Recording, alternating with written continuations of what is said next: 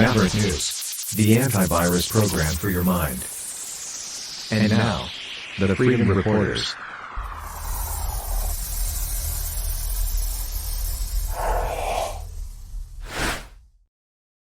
Good evening, everyone. Welcome back, Maverick family and new viewers, wherever you may be joining us from. Welcome. We have a couple of special guests tonight, regulars getting to be regulars here. First up, of course, our semi-regular co-host, Lori Spencer. Hello, welcome back. Hi, guys. And good to see you again. And I'll let you introduce the person you brought along for the ride tonight. Well, it's our old friend, Caleb Maupin, RT reporter, spiritual father of CPI. I guess founder of CPI. Would that be the correct term for you, Caleb? Sure. I am the founder.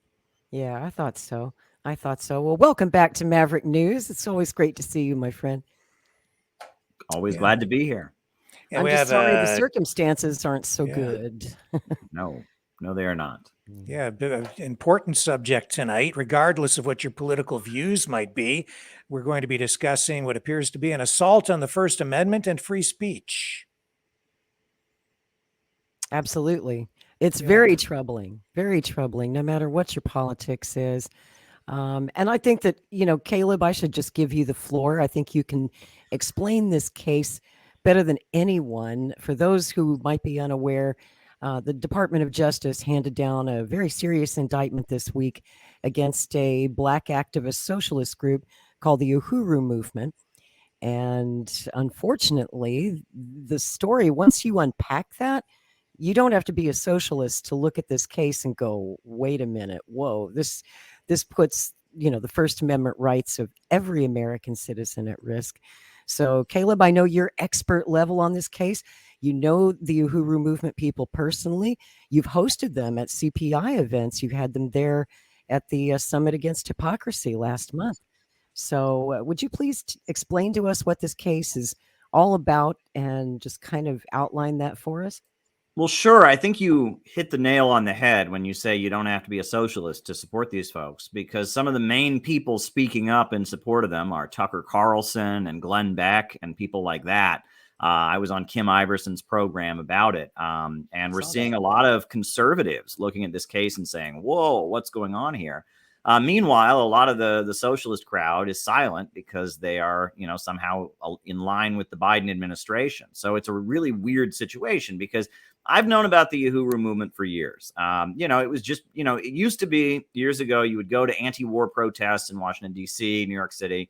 There'd be all kinds of different communist groups there selling their newspaper, handing out leaflets, whatever. And one of the groups you would see was called the African People's Socialist Party. And they had a newspaper called Burning Spear. I used to buy the Burning Spear from them. I think when Gaddafi died, they published like Gaddafi's last testament. I remember reading that. The Burning Spear. Yeah. Yeah. It's just one of these like small socialist groups. I understood it was a Black only organization, but then they have a separate group that's for white supporters, right? And that's how it's set up. It's a group of like Black socialists. And then they have a white supporters organization of people who agree with them. And they've been around forever. I think 50 years, right? At least. Yeah. Their founder, Chairman O'Malley, he was a member of the Black Panthers at one point. He was a Black Panther. And I believe like back in the 50s, like in the Jim Crow years, there was like a racist billboard and he like splattered paint on it and, was put in jail for that and like did prison time. And, he was kind of just, a well-known Black activist who started his own organization. And so I knew about them, and I never particularly, had much of an interaction for them. I remember in Philadelphia, I would go to protests supporting Mumia Abu-Jamal. They would always be there selling their newspaper and whatever. And it was just a group, right? I mean, that's all I really knew about them. I knew a little about them because I've been in the anti-war movement for more than 30 years, and they were always there. At every major protest, they would have representatives there. And I didn't know much about them. I just knew they were really cool people. They're really right. nice. I mean, they're just a group. You know what I mean? I mean, that's just what I knew them as. They're just, there's a whole alphabet soup of different parties. We know them by their acronyms: the RCP, the SWP, the ISO, the QWH, and the XYZ or whatever. I mean, it was just, there's all these different leftist groups. This is just one of the groups that I just knew about. And every so often I'd see them and whatever. So then About a week before our conference last August, my phone started blowing up one morning. Everyone was calling me, Caleb, did you hear what happened to the UHURU Movement, the African People's Socialist Party? And I was like, no, I didn't hear what happened, because nothing was on social media yet. But people are saying they stormed their offices, they pointed guns in their faces, they flew drones into their house. And wasn't that raid in 2 cities on the same day or simultaneously? Yes, St. Louis, Missouri, and in St. Petersburg, Florida. That's right. They raided their homes in August, and I heard about this, and I was like, wow, that's pretty big. Yeah, and then later that day, one of their members gave a press conference, and then the FBI came out with an indictment against some Russian that they said they were connected to, some Russian guy they'd met with, and they said that's why we raided their homes. And so then they gave a press conference, and they said this is an unbelievable attack on our civil liberties, etc. That press conference was fire, by the way. That's one of the best I've ever seen. I love it. Everybody should go watch that press conference. Yeah. So, we were having our conference in Chicago, in a suburb of Chicago called Deerfield. So I called up their office and I said, we're the Center for Political Innovation. We agree with you on the Ukraine situation. We're also sympathetic to Russia.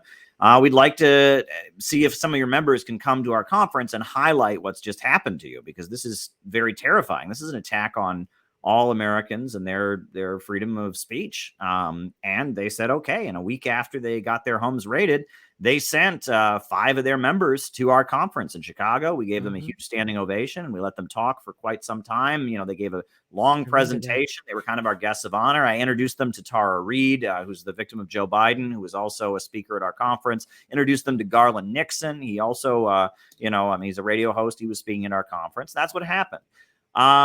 So that happened. And they've been having meetings ever since then saying that we expect the government is going to indict us. And I looked at that and I thought, no, if they were named in the original indictment as unindicted co-conspirators, that means they're not going to indict them. If they were going to indict them, they would have done it already. They don't want to let them be prepared. I assumed that this indictment wouldn't happen.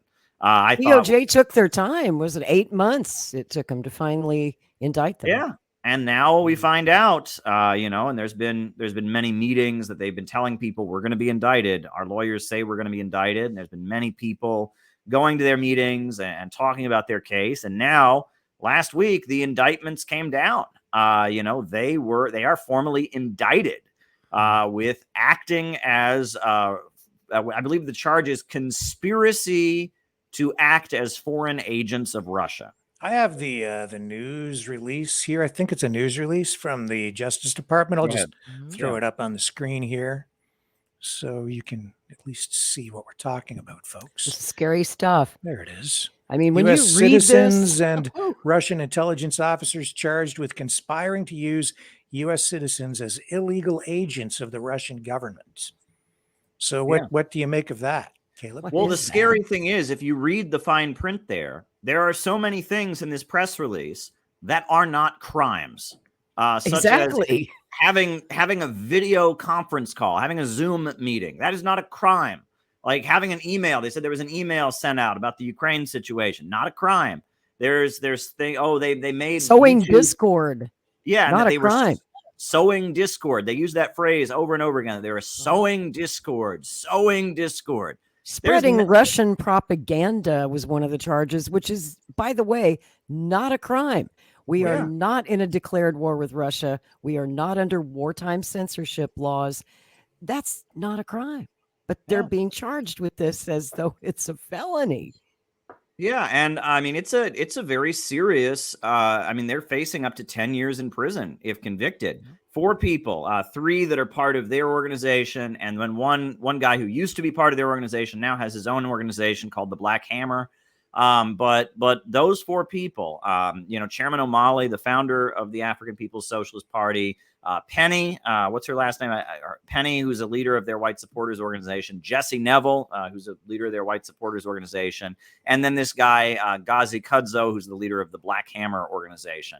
All 4 of them are facing up to 10 years in prison for speech, And when you look over this indictment, all the activities that they name as their supposed illegal activity are all constitutionally protected speech. They stated their opinion. They went to some meetings in Russia.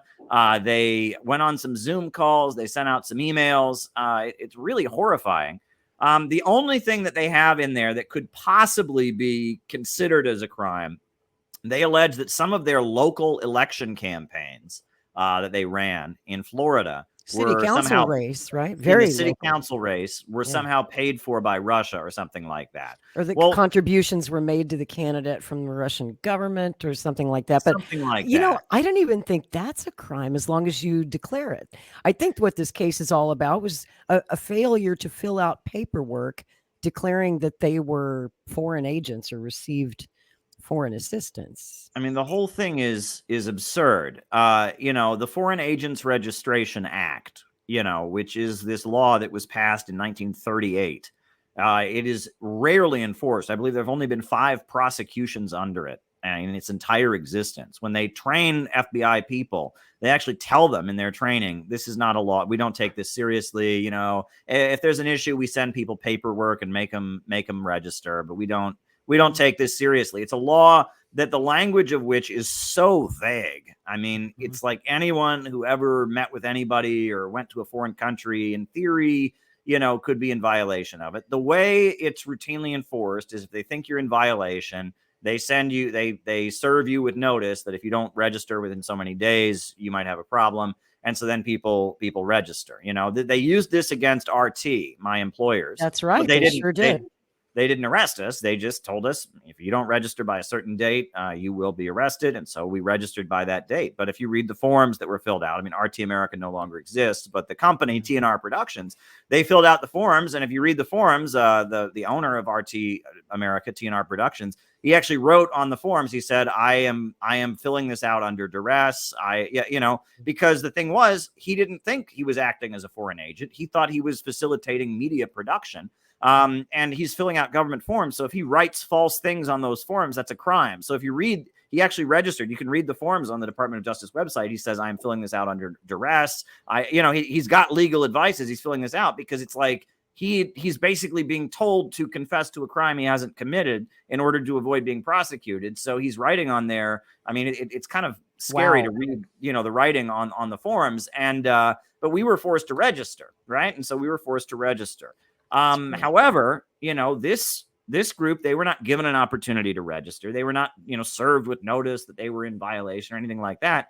They just had SWAT teams raid their homes, and now they're facing 10 years in prison for engaging in free speech. And the crazy thing is, these election campaigns that they ran, I mean, you know, they got like 2% of the vote, right? They had no chance of winning. Right, at all. Like, it was symbolic. It was a symbolic campaign to make a political statement. Well, yeah, I mean, Florida is not exactly crawling with socialists last time I checked.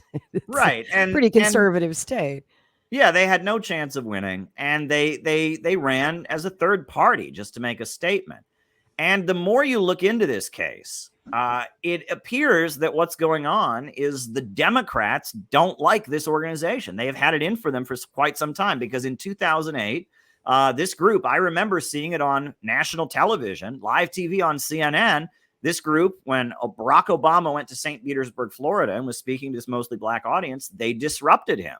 And they had a sign. Yes. Yeah, I remember that. Yeah. Barack Obama, what about the black community? They called him out about the issue of police brutality and about the issue of the home foreclosure crisis. And you know, they interrupted him. Some of them were escorted out. Some of them got up during the Q&A, and it made like a big incident. That's when they got on the list. Oh, you can be sure of that. That's when they got on the list. And they run in these elections in impoverished African-American neighborhoods, St. Petersburg, Florida, where the Democrats just assume they're going to win every election. You know, in a lot of areas like urban centers of the United States, they say the Democratic primary is the election. That's how it is in New York City. I live in Brooklyn, but, you know, the vote on actual election day is pretty meaningless, because everybody knows there's no chance in hell the Republican's going to win. It's going to be a Democrat. So the real election is the Democratic primary. So, you know, these Democrats in St. Petersburg, Florida, they assume that all the low-income black folks there will vote for them. Well, the UHURU Movement comes along, the African People's Socialist Party, and they put up posters and they say, well, vote for us. And the local Democrats don't appreciate that. And it appears to me that this is the Democratic Party trying to clear out their opponents and trying to weaken their opposition, and that they have built up a significant base. They do provide community services, on a community level. They run a farmer's market where they bring fresh food into these low-income Black neighborhoods that are considered like food deserts, where, you only have like junk food and gas stations and stuff. Well, they bring in fresh food, farmers markets. They also provide services to pregnant mothers and midwives and classes on eating healthy. And they provide a lot of services in these low-income Black neighborhoods. And they run their own election campaigns criticizing the Democrats, saying the Democrats are not friends of Black people. And it appears that the Biden administration wants to shut this down. And so they've decided to declare it a Russian conspiracy and drag these people into court and possibly imprison them. But this has got to be very much connected to the war in Ukraine. And their position on that too, right? They make that very clear in this press release you've got on the screen. They say that they falsely claim anyone supporting Ukraine is supporting Nazis, which actually there are plenty of Nazi sympathizers in the Ukrainian military and forces. That's not falsely. And even if they said that, if they believed it to be true, that's not a crime. But they list that as one of their crimes. They list them, stating pro-Russian positions as their crimes, and the fact that they are very outspoken in their support of Russia in the conflict in Ukraine. They take Russia's position. They see Russia as a force resisting colonialism. That's the language that they would use. And because of that, they seem to be targeted here. They're on the wrong side of the State Department and U.S. foreign policy. On top of that, they're on the wrong side of the Democratic Party. And so now, in the name of stopping, quote unquote, election interference, keeping the ever debunked nothing burger of Russiagate alive, they've decided to charge these people. This is a very serious situation. So what happens from here? Have you checked to see if anyone's been arrested or in jail, or what's the status with these folks? Well, they're not in custody currently. They are no longer in custody, and they plan to go to trial and defend themselves in court. They've decided to refrain from public statements at this time because they don't want to prejudice their case or say anything that could be used against them. They are preparing a defense, and they have attorneys who will show that they are not Russian agents by any means. They've been doing this for well over 50 years. They've been spreading their message and explaining and putting forward their viewpoint. On top of that, they will show their election campaigns were, completely legal election campaigns that they ran and they've been running for many decades. And they will show that them going to a conference is not illegal. Them, having Zoom conferences and web conferences is not illegal, and they're prepared to defend themselves in a court of law. But it looks like it's going to be in the Florida district of federal court. They are going to be charged, and facing federal charges. They plan to take it to trial and basically say, look, we have committed no crime here. All the charges against us are just that we exercised our rights under the First Amendment. You don't have to agree with us or like what we say, but we have the right to say it. This is a big case. This is a really big deal. And if they are convicted, this opens the door to jailing all kinds of people. I mean, they could jail Tucker Carlson for this. They could jail Max Blumenthal for this. They could jail all kinds of people. I mean, this opens the door. If they say that things you say, statements you make on social media or in interviews or in web conferences, if they say that constitutes, being a foreign agent, at that point, the freedom of Americans to speak and put forward an understanding of events that is contrary to mainstream media and U.S. foreign policy becomes illegal. And that's a really, really scary situation. This has almost a McCarthy type feel to it, really. Well, it does. And this phrase they use, sowing discord, that's not a crime. The way free speech works is you're allowed to say what you say, even if it makes somebody mad, right? And I mean, all media sows discord. That's what media thrives on, is controversy. Any candidate who runs for office is going to have to criticize the other candidate, have discord. I mean Donald Trump sowed a lot of discord. Are they going to charge him? Yeah, I mean, sowing discord is not a crime. I mean, it's really, really horrifying to take a look at the details of this case. And we're all going to jail. Everybody in our chat room that's like, well, y'all are Canadians, a lot of you, so I guess it might not affect Rick, but Caleb, you and me, see you in prison, buddy. We're going to be well, it could affect me. I mean, even if I go to cross the border, which I used to do quite often, not since the pandemic, but if I mean, we've interviewed Russian officials on this show, and many people in Russia who strongly support Russia.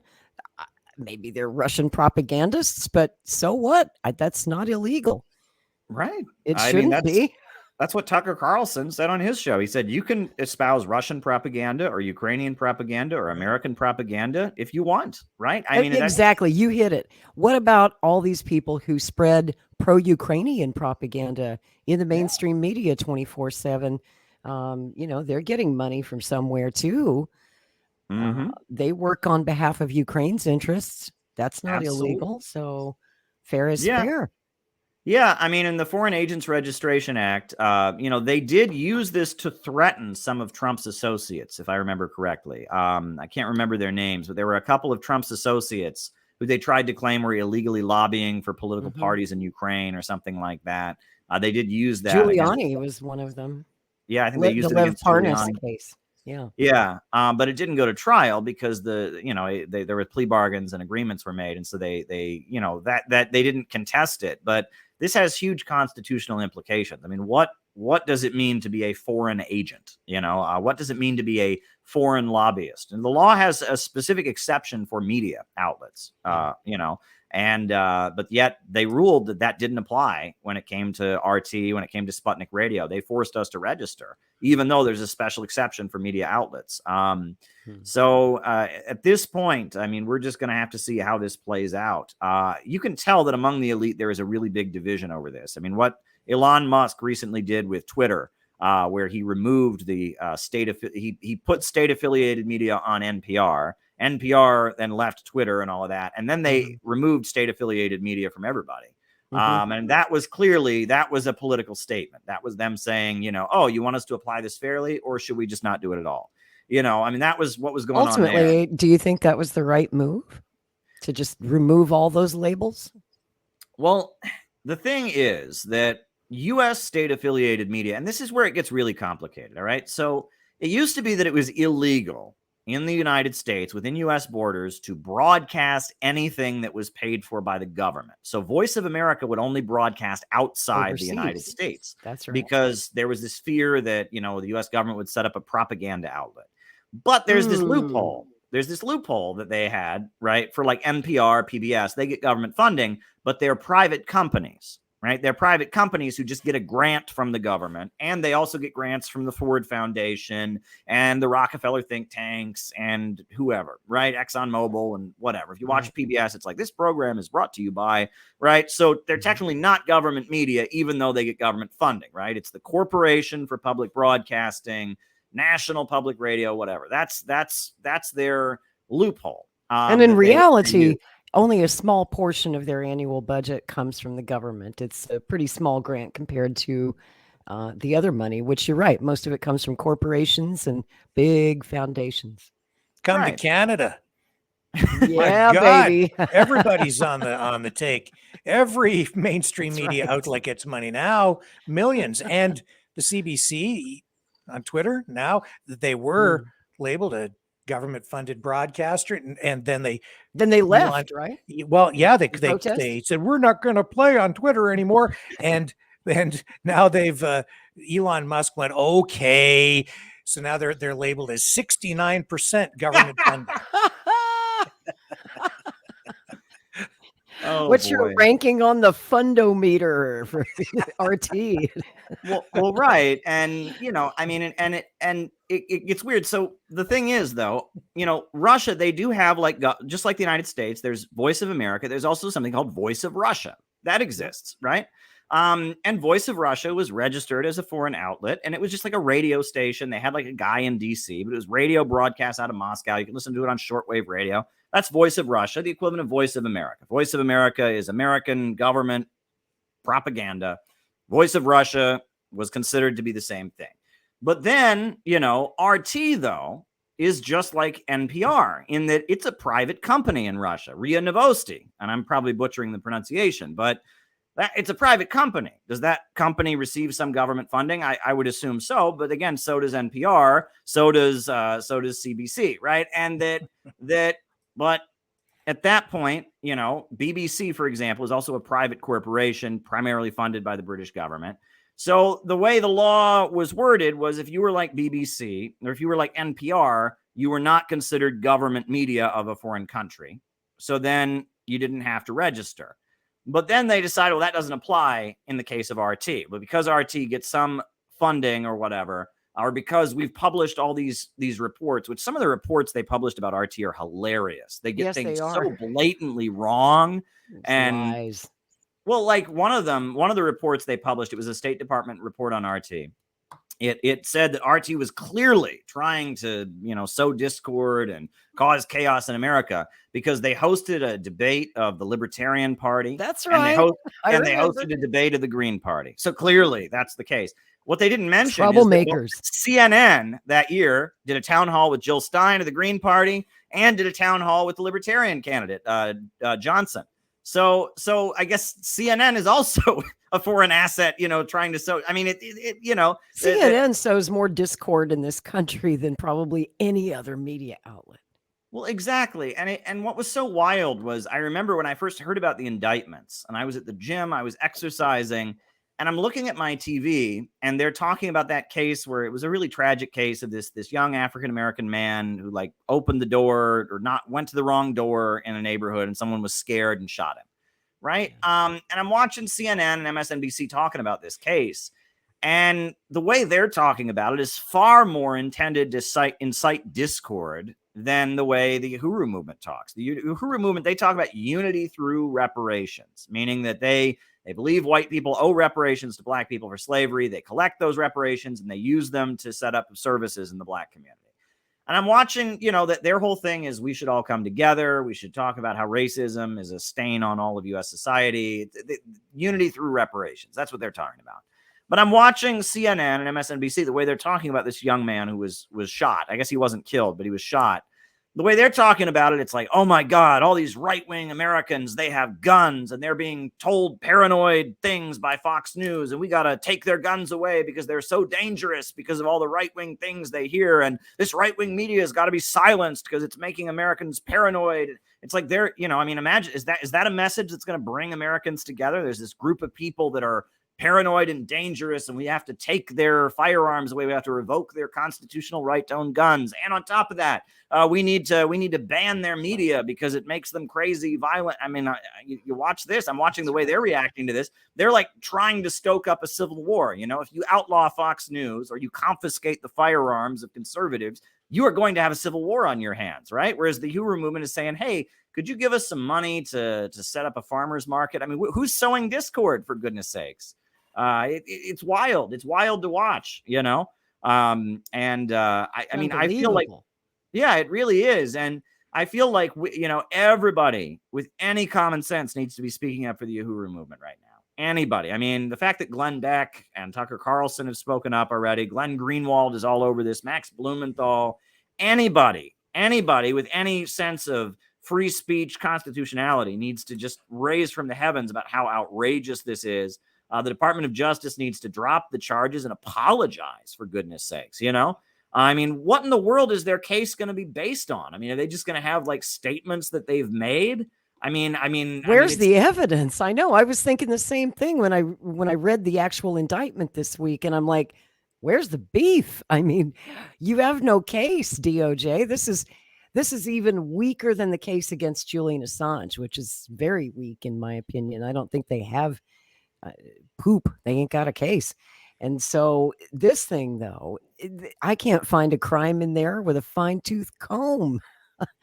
I just see it's the most insane thing I've seen the Biden administration do yet. And boy, that's really saying something because they've done some crazy shit. But this is really off the charts, really dangerous. Is the most substantive thing the allegations of funding for candidates in that local election? Is that Yeah, I think that's the most substantive thing that I read in that. And that, yeah, if you are running for office in a real election, there are laws about any foreign donations you receive. So, but then from what I understand from people that have been attending their webinars and stuff, their attorneys are overwhelmingly prepared to show in court that they did not receive any foreign money for their election campaign. So that'll be debunked. And, this notion that their election campaign was somehow directed from Russia, that's absurd because they've been running campaigns like this for decades. Since the 70s, they've been running these kind of local election campaigns. Their slogans have been the same since the 70s: unity through reparations, Black power, Black empowerment. So the idea that their election campaign was somehow a foreign Russian plot or something, that's absurd. Now, I understand there are some other groups that were named in the indictment that have not yet been indicted. One of them is a California independence organization that they indicted, or they haven't indicted them, but they have mentioned that they've accused this Russian guy Ianov of giving money to this California independence group, and that they've alleged that they are foreign agents. Also, they haven't indicted them at this point. Interesting. And I think there were some other groups that were mentioned also, and I can't remember who the other groups were, but there had this conference they went to in Russia that's put on by a guy named Ianov. And from what I understand, if I'm not mistaken, he's a basketball player. He was like a professional basketball player in Russia. He really likes Black Americans and rap music and stuff like that. And, he's kind of a wealthy Russian who's a basketball player. And he started a nonprofit called the Anti-Globalization Movement in Russia. And he would invite different people from around the world, from Latin America, from Asia, and from Africa, to come speak at his conferences and talk about opposing globalization. And he invited conservatives, and leftists and other kinds of people, invited them to his conference to speak about opposing globalization, to kind of put forward their perspective. It was a wide variety of different voices. And these were like fancy conferences in Russia, fancy hotels, fancy video production teams filming them and such. And many, many different American organizations took up the opportunity. It's like, hey, you're going to fly us to Russia to give a presentation, why not? And this is the thing is the Americans do this all the time too. What do you think Biden's Summit for Democracy was? They flew in people from every corner of the world to talk about how they're doing human rights activism paid for by George Soros and the CIA. There are conferences in New York City and in Washington, D.C. and Chicago all the time with people flown in from some different country where the USA wants to stage a protest movement and bring down the government or something. And talk about sowing discord. Yeah, this is something the United States does all the time, is they have conferences where they bring people from different countries to come forward with their perspective. Who do you think Epoch Times are? The Epoch Times is everywhere. That's a group of people that were sowing discord all over China, to the point that kids were getting kidnapped and, calling their parents on the phone and saying, I want to leave. I want to get protected. And they couldn't do that, intersections were being blocked for hours as the Falun Gong people were doing their exercises in the middle of the street. And in the 1990s, the Chinese government cracked down on them. And they said, we're going to crack down on this religious movement. And the leader of them fled and now lives in Queens. And they run the Epoch Times newspaper, which is a big part of the Trump movement. And they're openly trying to violently overthrow the Chinese government. And they are this religious group that is notoriously anti-gay. Some of them want to execute all gay people. Some of them just want public castration of all homosexuals. There's a debate. Holy cow, I didn't know that. Debate, they also believe that anyone who has an interracial parents, then you don't have a soul. Right. You have to have people of the same race have to produce you in order for you to have a soul. So those of us who have interracial parents have no soul. This is a fanatical organization. That's the Epoch Times. I haven't seen anything like that from them. I'll have to look that I honestly stuff up. did not know that. Yeah, well, they save that for their Chinese members. For the white people, they're just an exercise society. They're just a spiritual group, a religion in China that has beliefs, and they've been so persecuted, and and they support Trump because Trump wants to fight evil China that's persecuting them.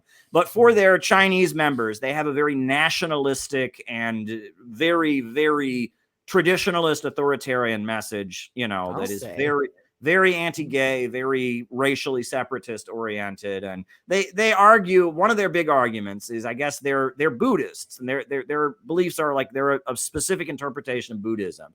And they argue that when the communists came to power in China, when they gave women the right to vote, that was one of the biggest signs that China was heading towards what they called a Dharma ending period, like a disastrous period, because women should not be voting. Women, should be submissive to men. That's one of their big beliefs. That's one of their big beefs against the Chinese Communist Party. They're not democracy activists, which is how they like to present themselves. They are fanatical, fundamentalist Buddhists with a very... It doesn't sound very democratic to me. No, they're feudal. They're advocates of feudalism. They glorify feudalism. And that's the Epoch Times. And that, they started a newspaper, I guess in the 80s. Some of their members started a newspaper in their basement, and one thing led to another. And it was when in New York City, they started putting a China Daily newspaper on all the newsstands, because China Daily is like an English language newspaper funded by China. And it was, you read it, it was kind of encouraging Americans to invest in China, reporting on U.S.-China relations from a pro-China perspective. And so once that was available, and it cost 25 cents, it was on all the newsstands in New York City. Suddenly, Epoch Times had a grant, and they had money to get their newspaper everywhere, and it was available, and it was free for a while. It's not free anymore, but it used to be completely free. They had these just boxes everywhere. You could get the Epoch Times for free, and that was pretty clear. That was intended to be like the rebuttal to China Daily. Once China Daily was available, then they had Epoch Times.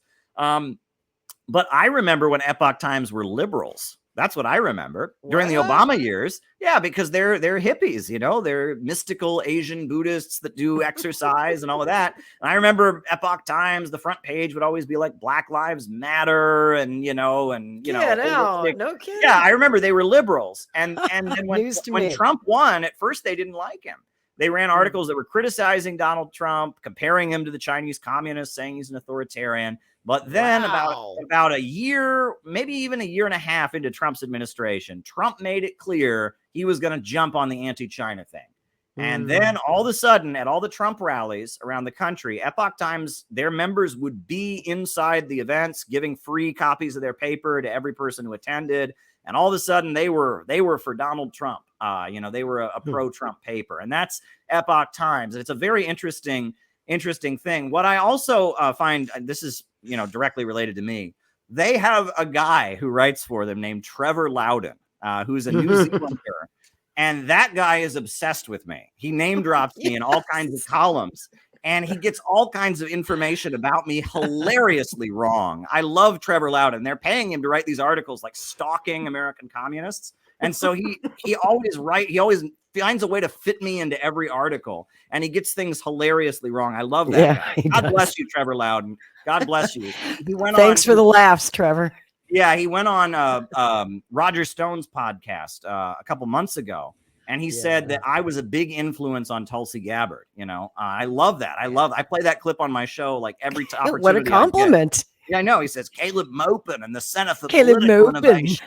And the Center for Political Innovation are a huge influence on Tulsi Gabbard. They're promoting Russia and North Korea. It's awesome. I love that guy. So, I will give them credit. I will thank them for putting my name in print and saying I'm a member of groups I'm not a member of. At one point, they said I was part of a group called the League of Revolutionaries for New America. I've never had anything to do with that organization. I actually sent them an email and said, guys, I said, guys, just so you know, it's in this newspaper that I'm a member of your group, but I'm not a member of your group. I'm not pretending to be a member of your group. I had to send them like a goodwill email to make sure they understood. I'm not out there pretending to be a member of your organization, but it's, Trevor Loudon, and they hire him to write these crazy, because it fits the message. He's one of these kind of obsessive anti-communists, and it fits the message that like China's taking over America. The Democrats are all communists or whatever. So they pay him to write these articles in the Epoch Times. But you want to talk about foreign lobbying? We have like a foreign religious group that runs a huge newspaper all across America. If anyone should have to register, how about them? Why don't they register as foreign lobbyists to overthrow the Chinese government? Maybe because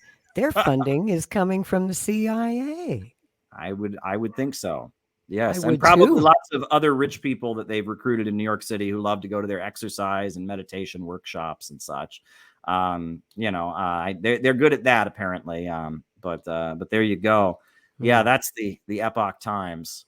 So in this release here, it says, additionally, in a separate case out of the District of Columbia, a criminal complaint was unsealed charging Russian national Natalia Berlinova with conspiring with an FSB officer to act as an illegal agent of Russia in the United States.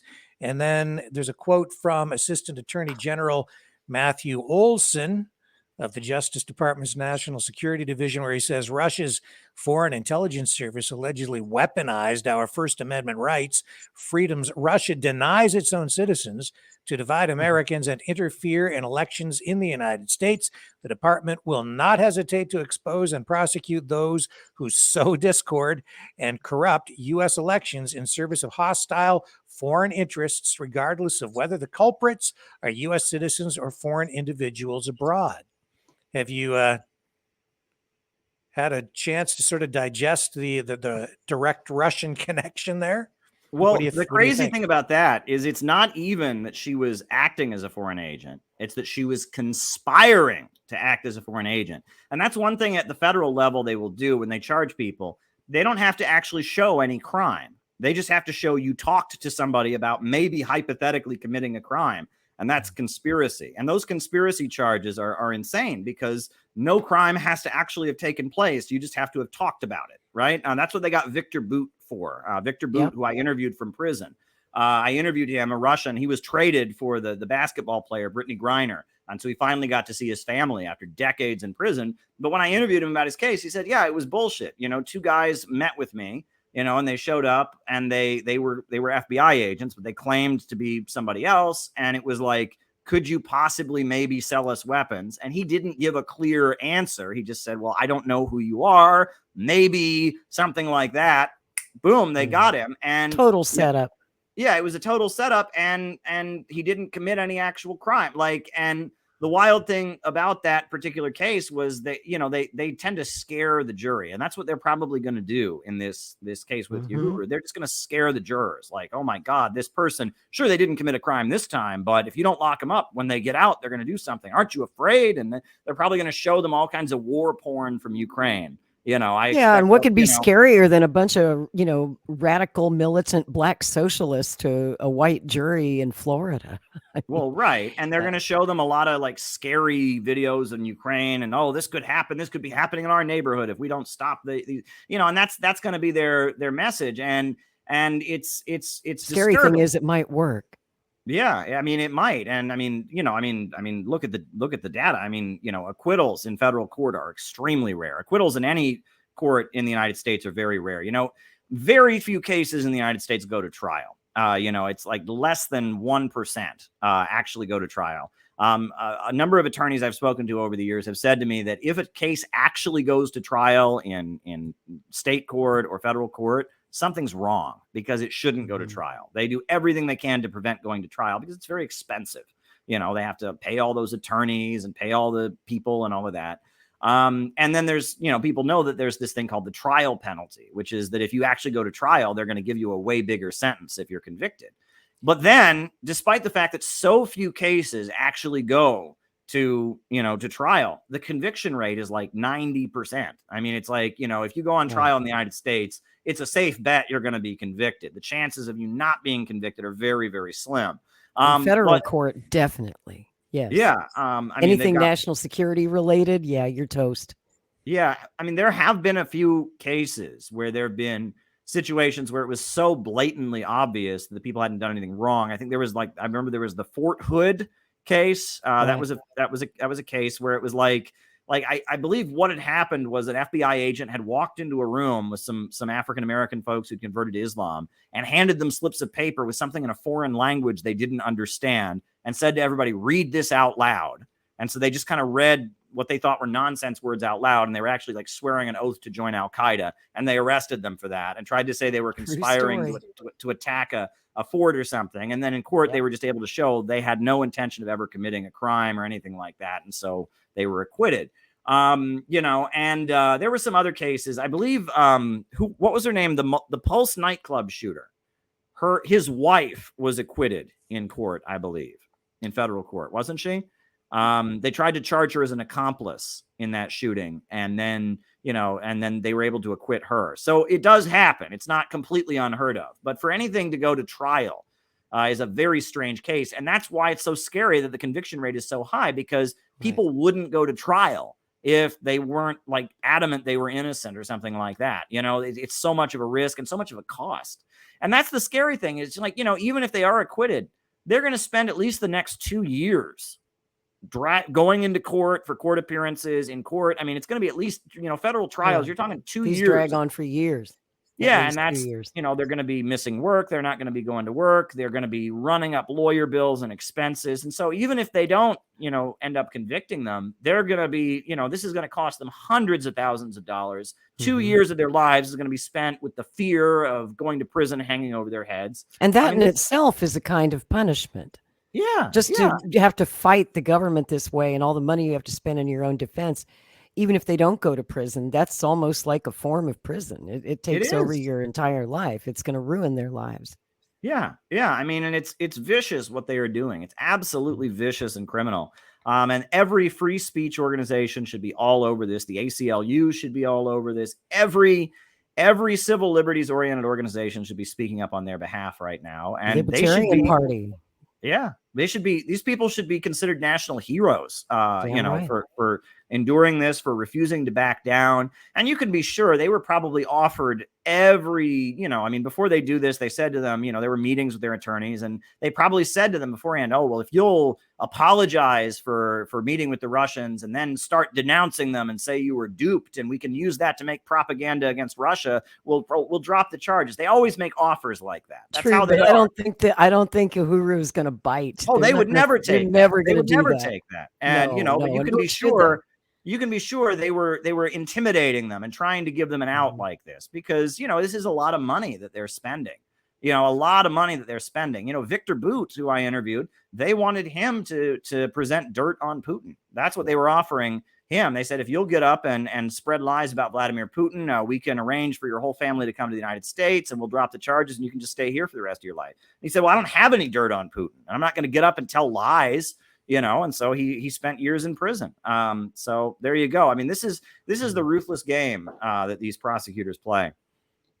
It is ruthless. It's absolutely ruthless. And I've seen this happen time and time again in the United States, particularly in federal matters, where I've seen people falsely accused of terrorism charges, et cetera, during the war on terror. But this indictment tops anything I've honestly ever seen in my lifetime. This gets back to like the World War I era, when they were locking up Eugene Debs and socialists, and deporting socialists and communists. This is Cold War stuff on steroids, and it's terrifying. Yeah. Right after Barack Obama got elected, in Chicago, the homes of some communists in the Freedom Road Socialist Organization were raided by the FBI, alleging they had ties to Palestinians. And they expected they would be indicted for funding terrorism or something like that. But no indictment ever came of that. They were all subpoenaed to go before a grand jury, and they all refused to go to the grand jury. And they expected that they would imprison them for contempt of a grand jury, and they didn't imprison them. They just kind of dropped it. But they intimidated the Freedom Road Socialist Organization quite a bit when Barack Obama was first elected. But they never charged them.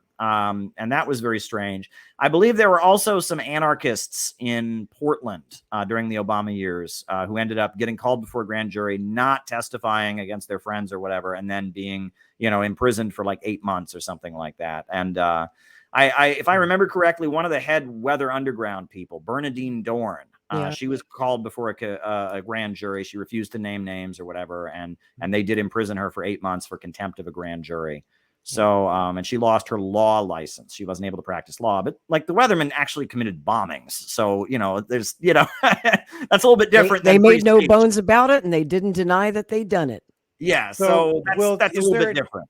Is there sort of an ongoing effort, or do you think that the DOJ will point to media reports or negative reports, try sort of portraying this group in a negative light? I mean, in Canada, I think the Canadian arm of this organization, some of those members have been involved with BLM. They're a socialist organization with Marxist ideology. So of course they would have some affiliation at some point and crossover, dovetailing with other groups on the left. But I don't know if they're necessary. Would you consider them woke? I don't know. Their view is not mine. I will say this. In the past, I've had arguments with them because their view very much is that white people are the beneficiaries of imperialism, right? And that is their argument, that white Americans benefit from imperialism. And they argue that white Americans should be appealed to on kind of a guilt basis. Like, you've benefited from being white, from living in the imperialist homeland, so you owe reparations to black people. And that's not how I feel we should approach the working class of the United States. I don't view, people with hungry stomachs in Appalachia. I don't view people in, Midwestern communities that have had all the jobs taken away. I don't view the guys from Texas who get shot in Afghanistan. I don't view them as the oppressors, right? But this is a difference in perspective. And, it's based on the fact that, this is the question of the aristocracy of labor. Lenin wrote about this. There is a benefit to living in the center of Western capitalism. There is, right? And we have a higher living standard. Now,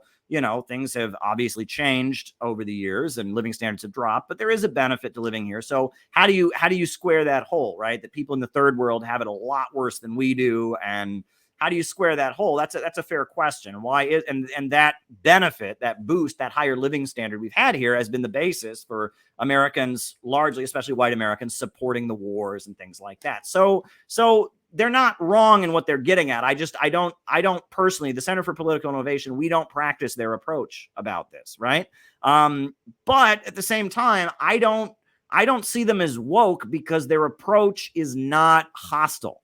I don't see them, saying that conservative Americans are all Nazis who need to be killed. I don't hear them saying that. If anything, I see a willingness. Anything like that from them.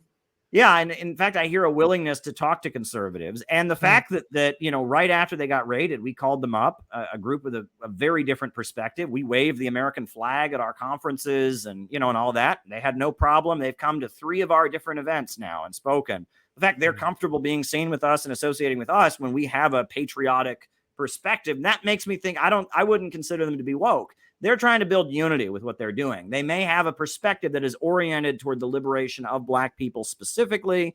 They may have a different perspective toward the white working class and how it relates to the black movement, et cetera. But I don't see them as hostile. I don't see them as woke. I don't think they're hostile to white people. Yeah.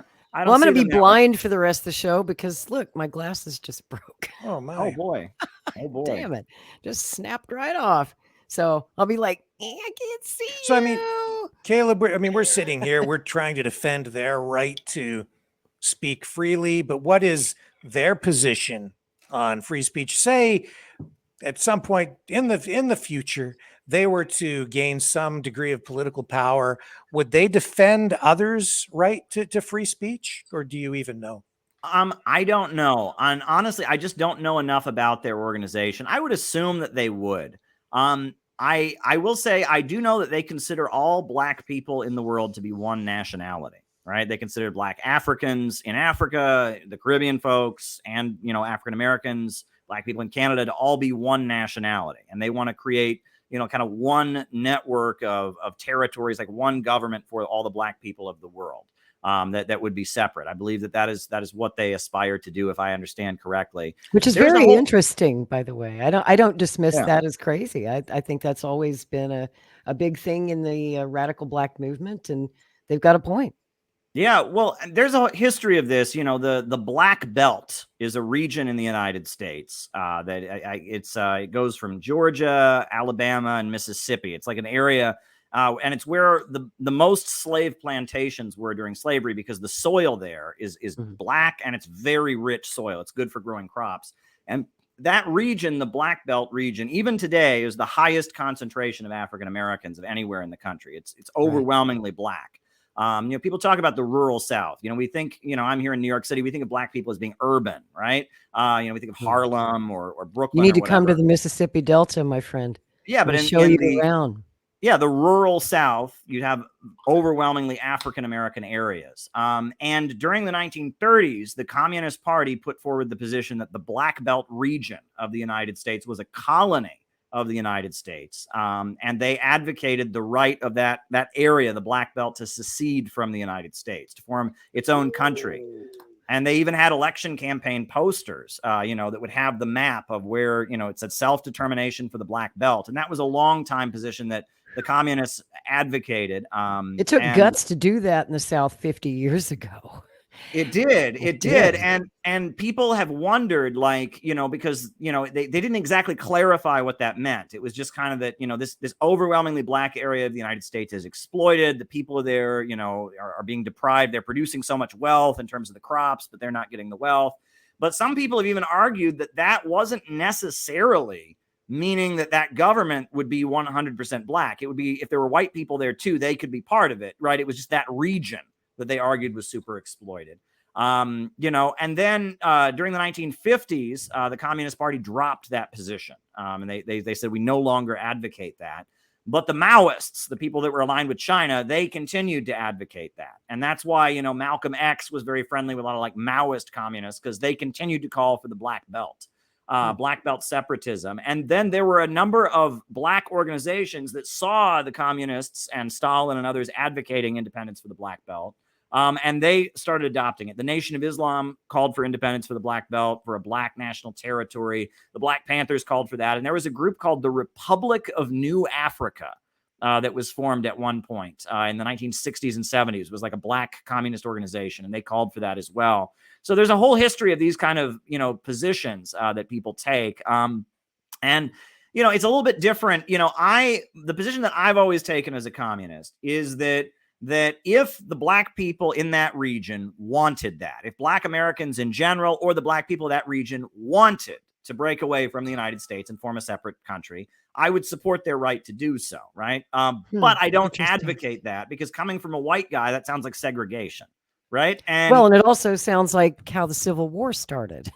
And right. If it wasn't okay for white folks to break away from the Union, would it be logical for it be okay for Black folks to break away from the Union? It's an interesting argument. Right. Again, if the Black community in its majority was overwhelmingly saying that that's what they wanted, I would respect their right for that position. I don't see that among Black Americans. Most Black Americans don't consider themselves to be Black nationalists. It's a much bigger percentage than you would think, though. Right. I mean, and white people underestimate that. But Minister Louis Farrakhan is widely respected in the Black community. Other Black nationalist groups like the UHURU Movement, have roots, and that Black nationalism is a big current. And there's many different wings of it. Have you ever heard of the Black Hebrew Israelites, for example? Yes. And, those groups have always historically been targeted by the government. But this harkens back to the old J. Edgar Hoover days. And, I was not expecting this in the 21st century. It's like we're just rolling backwards in time to the Cold War, to the McCarthy era, to the J. Edgar Hoover era, especially of persecuting any kind of civil rights movement, Black Power movement, radical socialist groups. That's always been defined an enemy of the U.S. government. And yet what sickens me is that these woke Democrats, and this is a Democratic administration that loves to pay lip service to how much they love Black people, right? Doesn't Biden brag that he hired more Black people into his administration than any other in history? Yeah. He really loves Black folks, doesn't he? Well, that's what's so wild about this, is that this wasn't Trump who did this. If Trump did this, they'd all be screaming from the heavens. They'd be losing their minds. MSNBC. Yep. But now, because Biden did it, it's not even worth mentioning. And the people that are coming to their aid are the conservatives, who see that this could be used against them. And they see what's happening with Trump, right now. They see what's happened to a number of conservatives right now. And they say, this sets a dangerous precedent. So we're going to have to see how this case plays out. My, Center for Political Innovation, we're going to be all over this. We are going to be all over this because, this is huge, and it's not getting the mainstream coverage it deserves. I'll tell you that much. I'm glad Tucker Carlson covered it, but, I feel like the reason it's not being covered is it's indefensible. MSNBC and CNN have decided their mission is to defend Joe Biden, and there's no defense here. Especially in the light of their woke, we love Black people, we're so anti-racist. There's no defense of this. There's absolutely no defense of this. One thing I So- loved when Tucker did that segment the other night, which was priceless. He played some older footage of Chairman O'Malley. And I've been following O'Malley for years because he's just such an interesting cat. And Tucker was like, I don't know the first thing about this guy. I probably don't even agree with this guy, but I like this guy. Right. You know, there's something about Chairman O'Malley, which is why he's such a powerful leader. Yeah. And, you know, there was a Zoom meeting yesterday of the Hands Off UHURU group, and they were fundraising, of course, for the Legal Defense Fund. They raised $20,000 yesterday. Good. Which is amazing. And they're going to need it. And they're going to need a lot more because this is a David versus Goliath battle. When you have to fight the federal government, they're going to do all that they can to break you financially. And I have a feeling this group doesn't have that much money. So, yeah, I sent them a big donation, and many members of CPI have done so.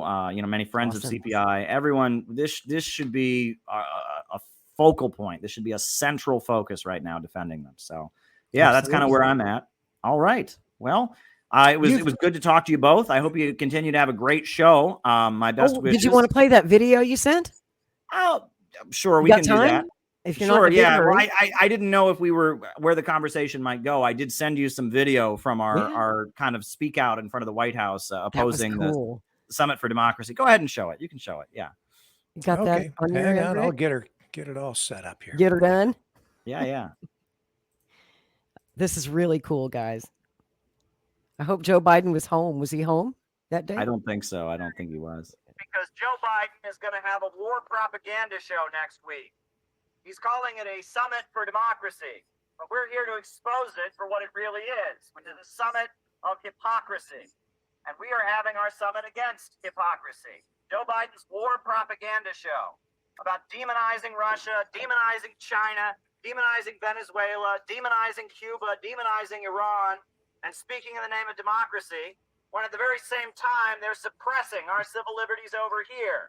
They're censoring us on social media.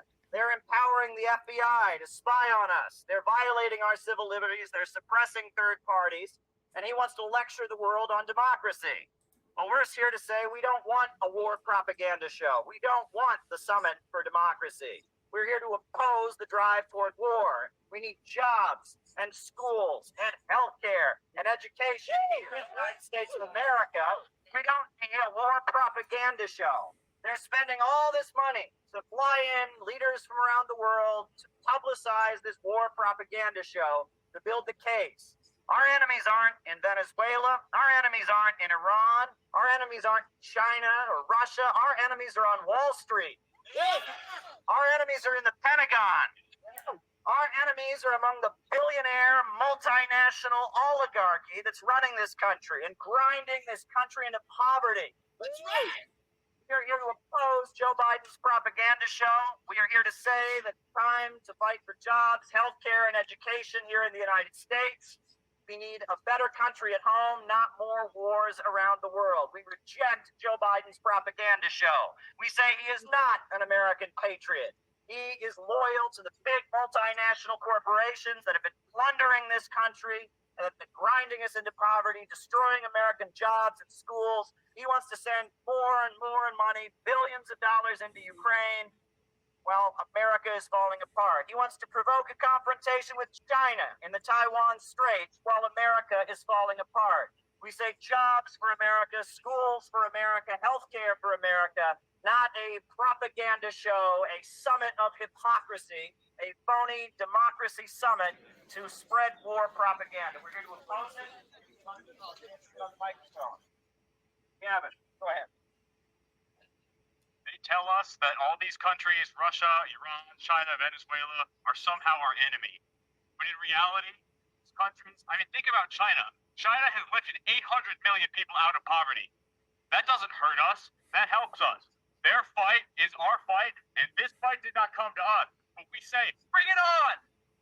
Yeah! Biden, George Soros, and the globalists, they want war with Russia and China because they are creating an economic alternative to the United States imperialism. Biden and the Democrats and the Republicans are leading us to a nuclear war, which the imperialist powers provoke. They're mobilizing and sending money to Ukrainian Nazis. They're voting to start a third nuclear war with Russia and China. These two parties are driving us towards a new imperialist world war, a war Americans have nothing to gain. They are playing with our lives. They're playing with American lives. The way out is not war, it's peace and development. Defund Ukraine! Defund Ukraine! Defund Ukraine! Defund Ukraine! Defund Ukraine! Defund Ukraine! Defund Ukraine! No nuclear war!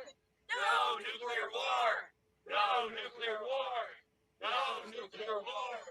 No nuclear war! I have 2 kids, and I do not want them to die in a fiery death. I just want them to have beautiful, wonderful education, good schools. We need infrastructure. We need more infrastructure. We need to build up our country. No degrowth. No war in Ukraine. We need to stop all movements toward nuclear war. For my kids, for your kids, for all children on this whole planet.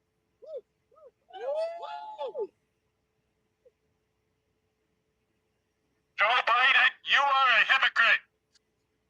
Instead of going all over the world trying to impose so-called democracy, how about we have some democracy here in the United States? That's right.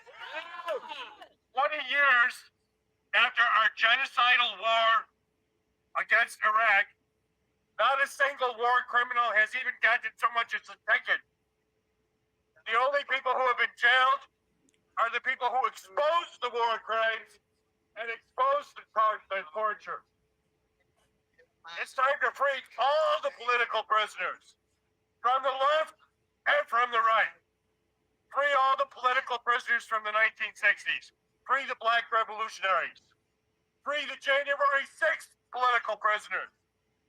Free Julian Assange.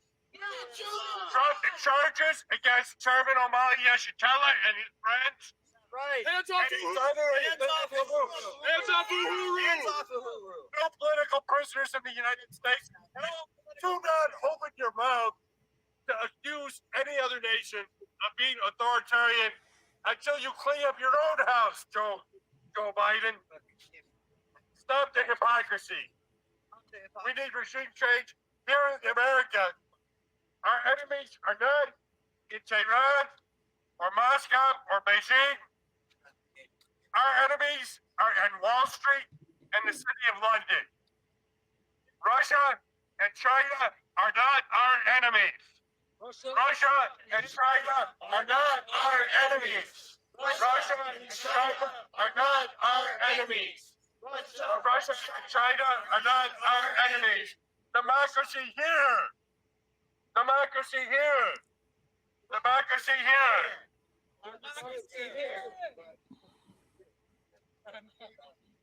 All right, I have a question for you folks. When was the last time Beijing took money out of your paycheck? When was the last time that Moscow sent your child to die in a war? I have a question for you. When was the last time that Tehran put your mom into a hospital and would not allow her to get out of it because you do not have enough money to pay for her health care? I don't know about you, but it is Washington that has imposed that on me. It is Washington that has imposed that on American families for decades. So no, our enemies are not in Tehran. Our enemies are not in Beijing.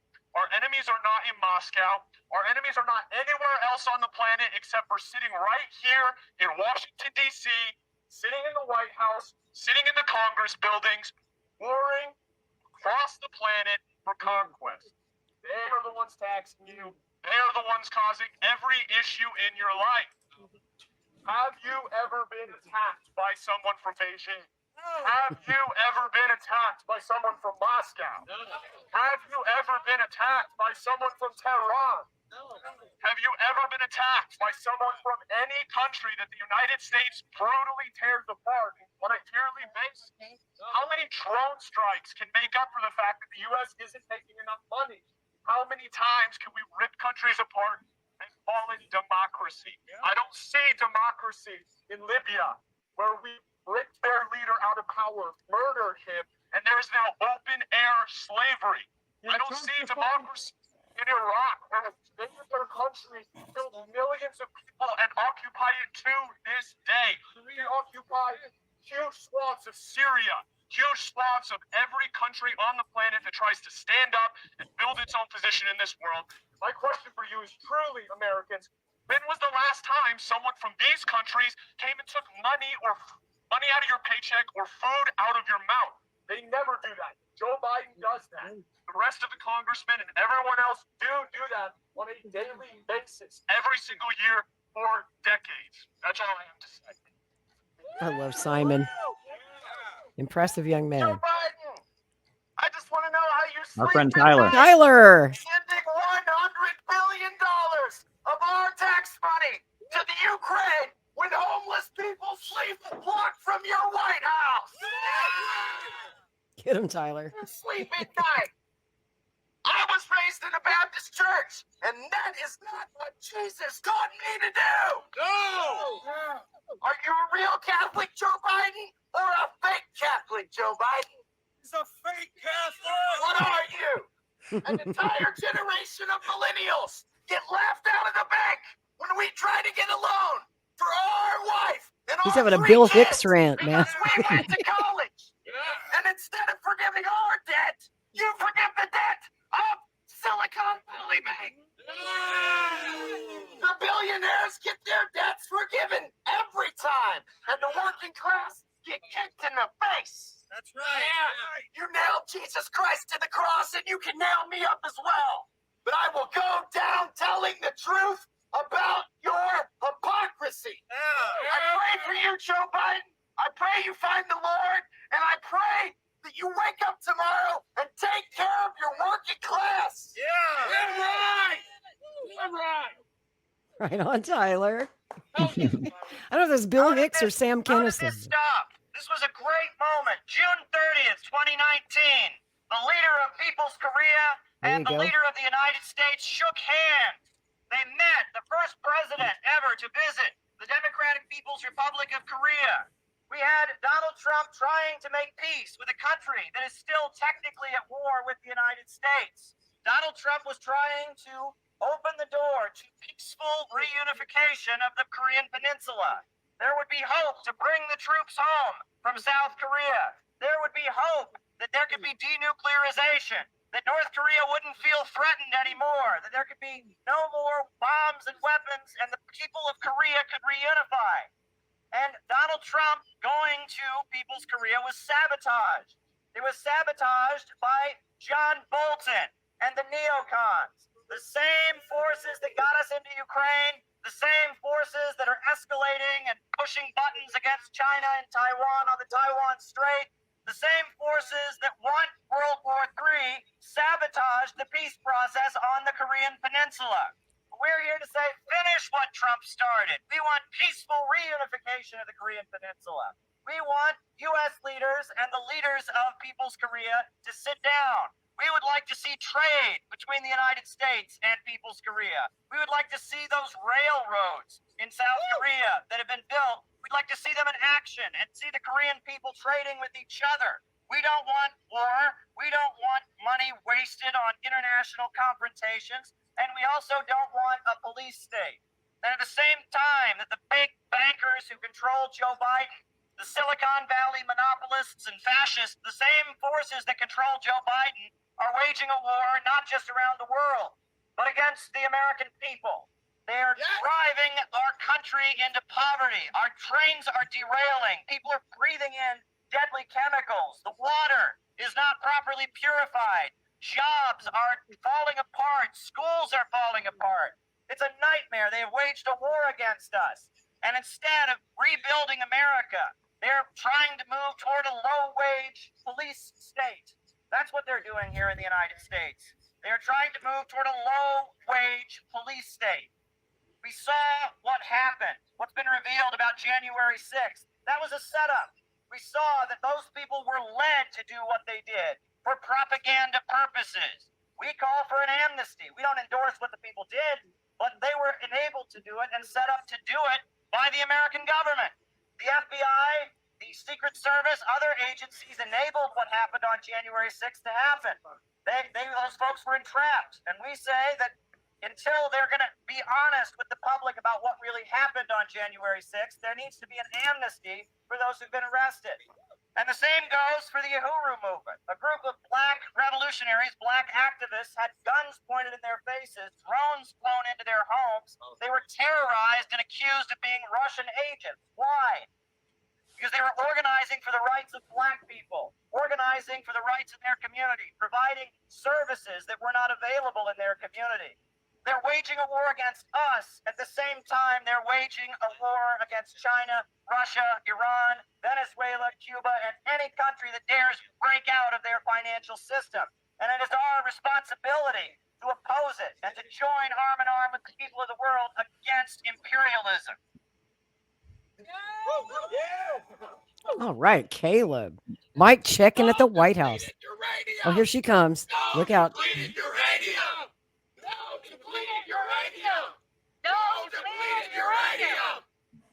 To call out U.S. imperialism. President Joe Biden, stop spreading imperialism.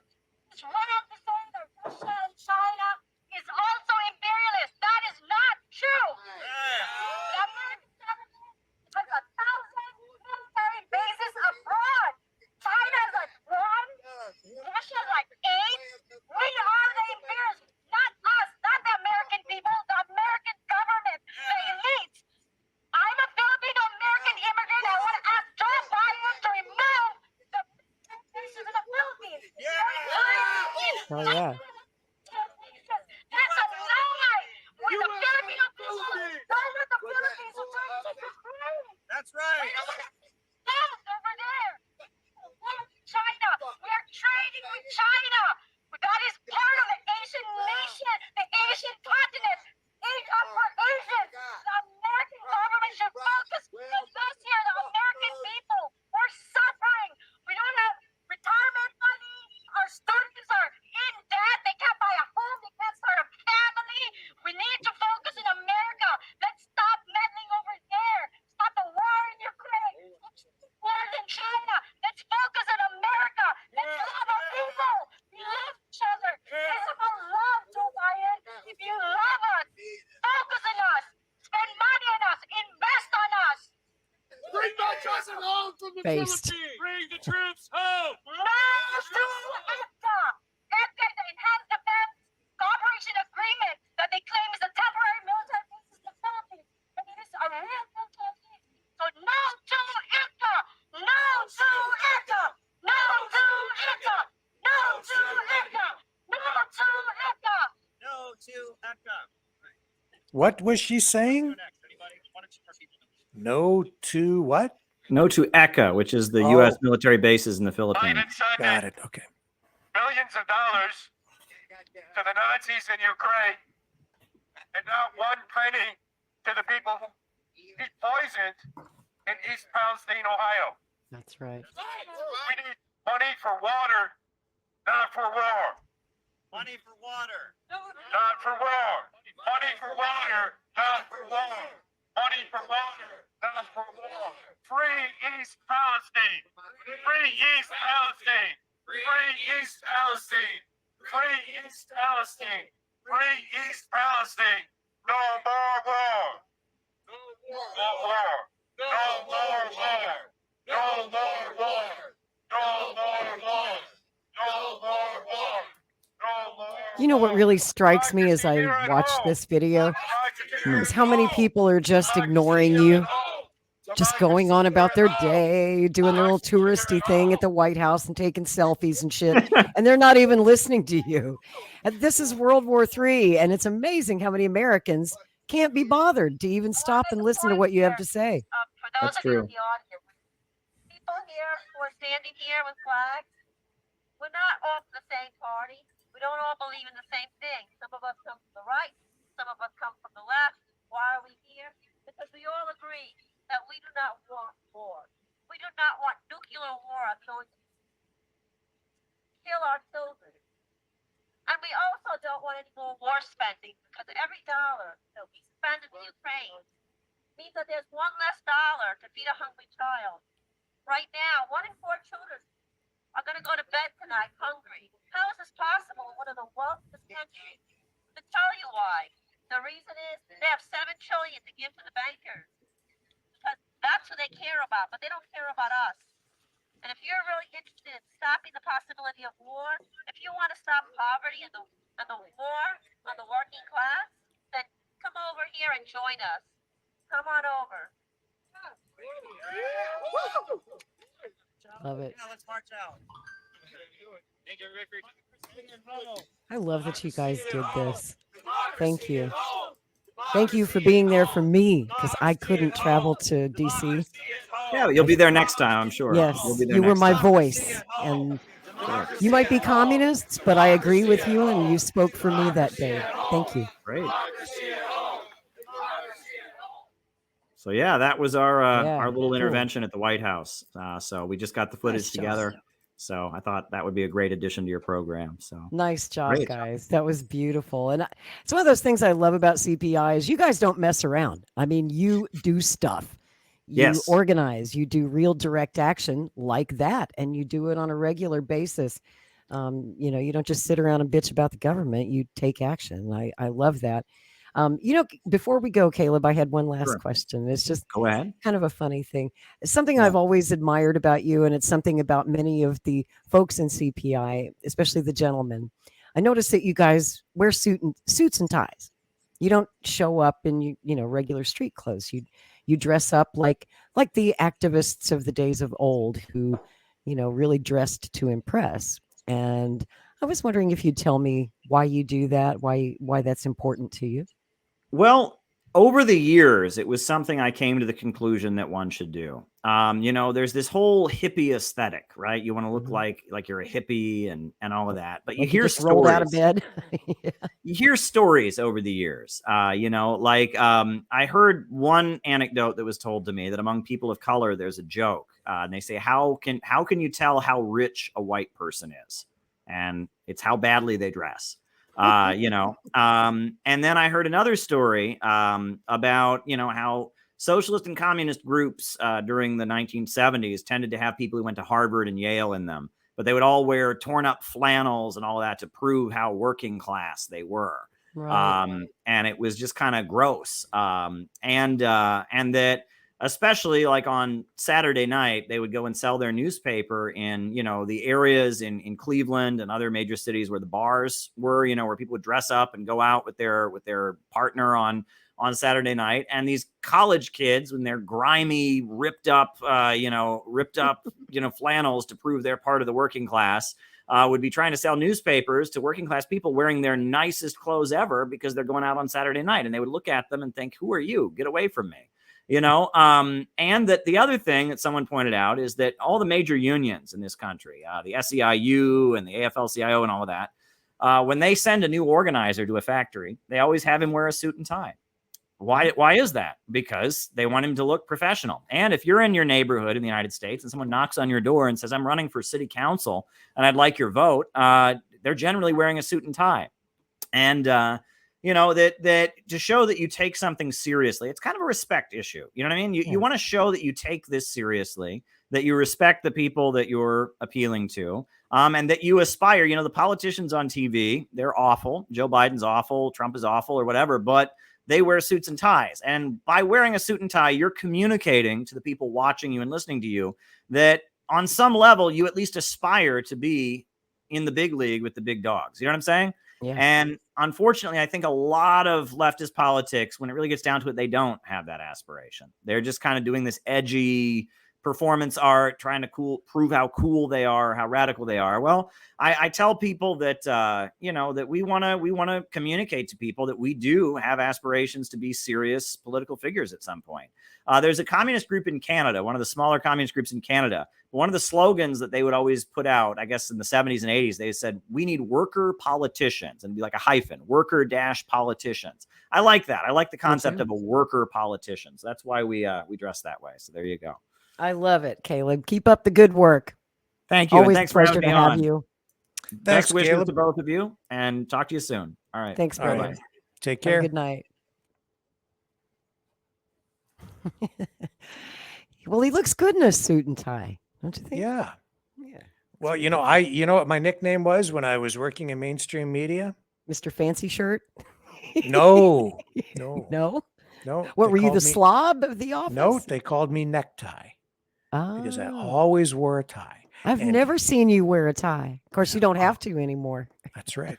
But I You're always free. wore kind of unusual ties. Oh, you were the cool tie guy. I would wear a tie with like something little different on it. Like I had a Bugs Bunny tie. Of But course. when you look at it on camera, it looks professional. But down at the bottom, it'd be like a little Bugs Bunny. Oh, they couldn't Or see the Bugs Bunny on camera, huh? right. Or I'd Oh, have like with darn. wine labels, right? But you really have to look at it closely. So they don't. Cool. I had a nickname, necktie. But it was also because I was pretty stiff. I was pretty straight laced. I wasn't. I was. But anyway, you don't need. Are to you know. ever going to show us like some highlights from your years at CTV? I would love to see that someday.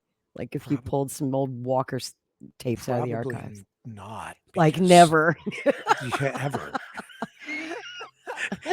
You're just going to make fun of my hair. I know Of course I will. it. My mullet. You probably had like, yeah, perfect mullet with a lot of hairspray. Oh my. Oh, Oh, working I'd in love to see it. television, man. It screws with your mind. When I first got into media, I don't know if you went through this or not. I was but never in I- television, always See, radio. See, it was all about. I didn't feel when I first got in. I didn't feel like I looked old enough, so I would Mhm. try to look older, so I'd look more credible, Right. right? And then and I wouldn't wear my glasses. I'm supposed to wear glasses. I rarely ever put them on anymore. But I found Um, another pair, it's an emergency pair of good for glasses. you. But then I thought, that's going to hold me back if I have to wear glasses. And if you're in the studio, you get reflection off your lenses, and I didn't want to look like too much of a nerd. So 4 I eyes. don't know. Right. Yeah. So I would always leave my glasses off. I was just way too hung up on the aesthetics of it, man, because they just screwing with my mind too much, Yes. about all of that crap. And it really, at the end of the day, it only matters what the story is and how well it's told and what the journalism is about. But You when just you're summed up young, all the reasons I never wanted to be in television Yeah. news because it was all about the aesthetics, how you Yeah. looked, and not so much the news. yeah, I miss I the was way times too when hung our up on news it. anchors, it didn't matter what they looked like. I mean, Chet Huntley was not an attractive man, but he was one of the greatest news anchors in American history. Yeah, yeah. Didn't used to matter what you look like, even in TV. And most of those guys came from radio. They'd started out at NBC Mm-hmm. radio before there was television. Yeah. Yeah. Different times back then too. But it was all about being a Ken doll back then, right? You go It back to was, the, boy. 70s and the 80s, and you look at the way newsrooms were, especially local Yeah. newsrooms or regional. And they would hire the guy with the very deep voice and put one hand over his ear, reading the news very, very seriously. That's right. Right. Oh, come on, Rick. Show us some of your old tapes. Come Not a on. chance. How much do I have to pay you to see those? Oh my goodness. I've been trying to purge around here. I got rid of a whole bunch of old audition tapes and things that I had here. You threw them away? Yeah. Rick, that's history. Yeah, I know, but at some point you have to let go. Maybe I'm just, I don't know. I'm kind of a pack rat. I can't throw anything away. Anything that I ever created, like a song I wrote, anything. If it's something I made, something I did, I save it, right? So I've got air checks from when I first started out in radio news from the Reagan administration. That's how old my ass is. I go back Yeah. and listen to them or edit them or digitize them once in a while. Been kind of, making sure that those old tapes don't fall apart, right? And transferring them to digital. And I listened to, I sounded like this back then because I was really young and I had a high-pitched voice. That's right. And there I was talking about, Yeah. President Reagan and the Star Wars program and all of these stories that are 40 years old. And God, I feel so old. I was, matter of fact, I was uploading some stuff the other night from when I was covering the 1988 presidential campaign, and Mhm. Joe Biden being the biggest flop and joke candidate of the race. Right. He was a punchline every morning on the morning show, right? I'd do the news and bring the Right, election because stuff in, and the host and I he- would banter about what a Right. fool Joe Biden was. And wasn't the thing that really was the final nail in his coffin that time around, wasn't it like a plagiarism thing? It was that. It was two scandals. There was the plagiarism scandal where he'd been caught stealing from Bobby Kennedy's speech, and another, I think, a Irish politician.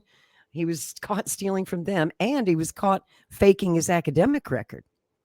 So he had double Right. scandals. That's right. That's right. Yes. Just because he can't stop lying. I mean, Joe Biden's always been a pathological liar, and he And still yet he's- lies like a rug. And he still found his way to the White House. Isn't that something? Yeah. The guy that could never, win in any presidential contest that he ever entered, never even got past the first or second primary in his entire career. Now he's You there, tell and he me. doesn't even know it because he's Right? he made it, and he doesn't even realize it. Oh, Rick, that poll that I'm running about who's your presidential choice for 2024, I think Joe Biden is up to a whopping 2.5, maybe 3%. He is so beloved. Oh, my. 81 million Americans voted for him. I mean, Well, he's the you best know what the president mistake ever. You know what the mistake is that he made? What's that? He campaigned from his basement, and when he won, he came out. Right. And now look what's happened. He went from having the most We're like, votes get in back in the basement, history, Joe.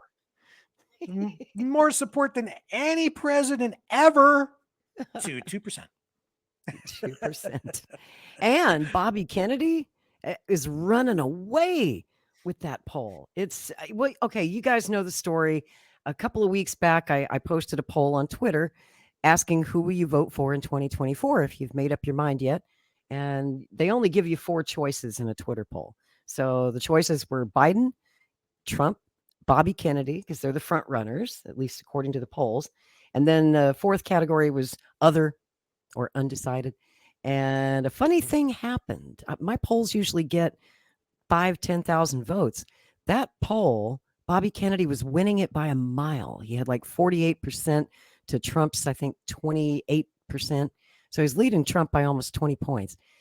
And they just stopped counting votes, right? We talked about it here on the show. Got to 918 votes. It was a 7-day poll. Voting was open for 5 more days. But it just stopped counting votes. People started sending me screenshots saying, I think I'm number 919, but when I go back and I refresh the page on the poll, my vote is gone and it still says 918 votes. So it froze up and thousands more people voted over the next 5 days, but that vote counter never changed from 918 votes. So I thought, maybe Twitter just kind of was broken. Maybe we should just try this again. And I waited until after Bobby Kennedy officially entered the race this week, made his announcement. And I thought, okay, now that people have heard his speech, right? That big, long speech that we carried on the air, the 2-hour speech. I was just curious, what do people think about him now? So I ran the poll again after the speech. It's a 7-day poll. It's been up for 3 days. And it's got, let me pull it up here. Some 780 votes or so now. Let me see how we're doing. But get this, Kennedy is running away with this one. Now he's doubled his lead by 20 more points. He's at 58.4%. Holy cow. Trump is at 19.8. So he's leading Trump by some 40 points. Yikes. Joe Biden, look, he got up to 5.9%. Okay, Biden is cooking now. He's almost a whopping 6%. And other undecided is about 16% on that poll. And Rick, if you wouldn't mind dropping a link in the chat so that our Maverick family can try to vote. Hopefully Twitter will count your vote. the poll's been doing strange things today because it froze up again. Some people sent me screenshots this morning saying that their vote wasn't being counted and that the counter was frozen again at like 730 votes. And now I notice it's starting to count votes again. Now we're up to 776 votes. But we need a lot more votes. And I want to make sure that it's a fair poll and that Trump supporters get included too, that Biden supporters get included. I'm not trying to skew this to favor my guy, Bobby Yes, Kennedy. you are. Yes, you are. You love him. Well, I am happy with the results so far, but I'm really making an effort, to reach out to, especially to Trump voters, because what I see in the fall is a likely matchup between Kennedy and Trump, right? Which would be a hell of an interesting race. I hope that that's what we get in the fall of 2024. And a lot of MAGA people agree with me. They would much rather see Bobby Kennedy as the Democratic nominee than Joe Biden.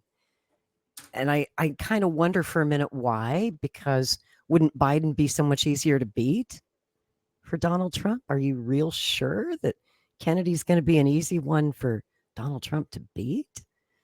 I don't know about that. But a MAGA friend today, Rick, you'll love this. A MAGA friend told me that they said, I want Bobby to be the Democratic nominee just so the mainstream media will shill for Trump in the fall.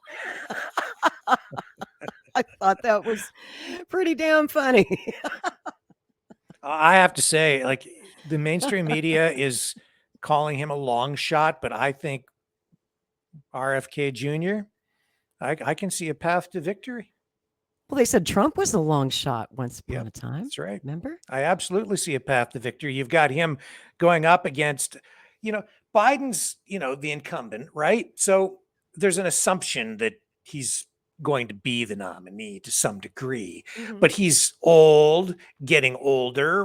We still have quite a ways to go before we get to a decision on who the nominee will be. And unpopular too. Yeah, by the that's looks of that right. poll. And when left up to the people, I think that RFK will run away with the popular support. And so there's going to be serious pressure on Biden. And I think because Biden is the presumed nominee, a lot of people won't run.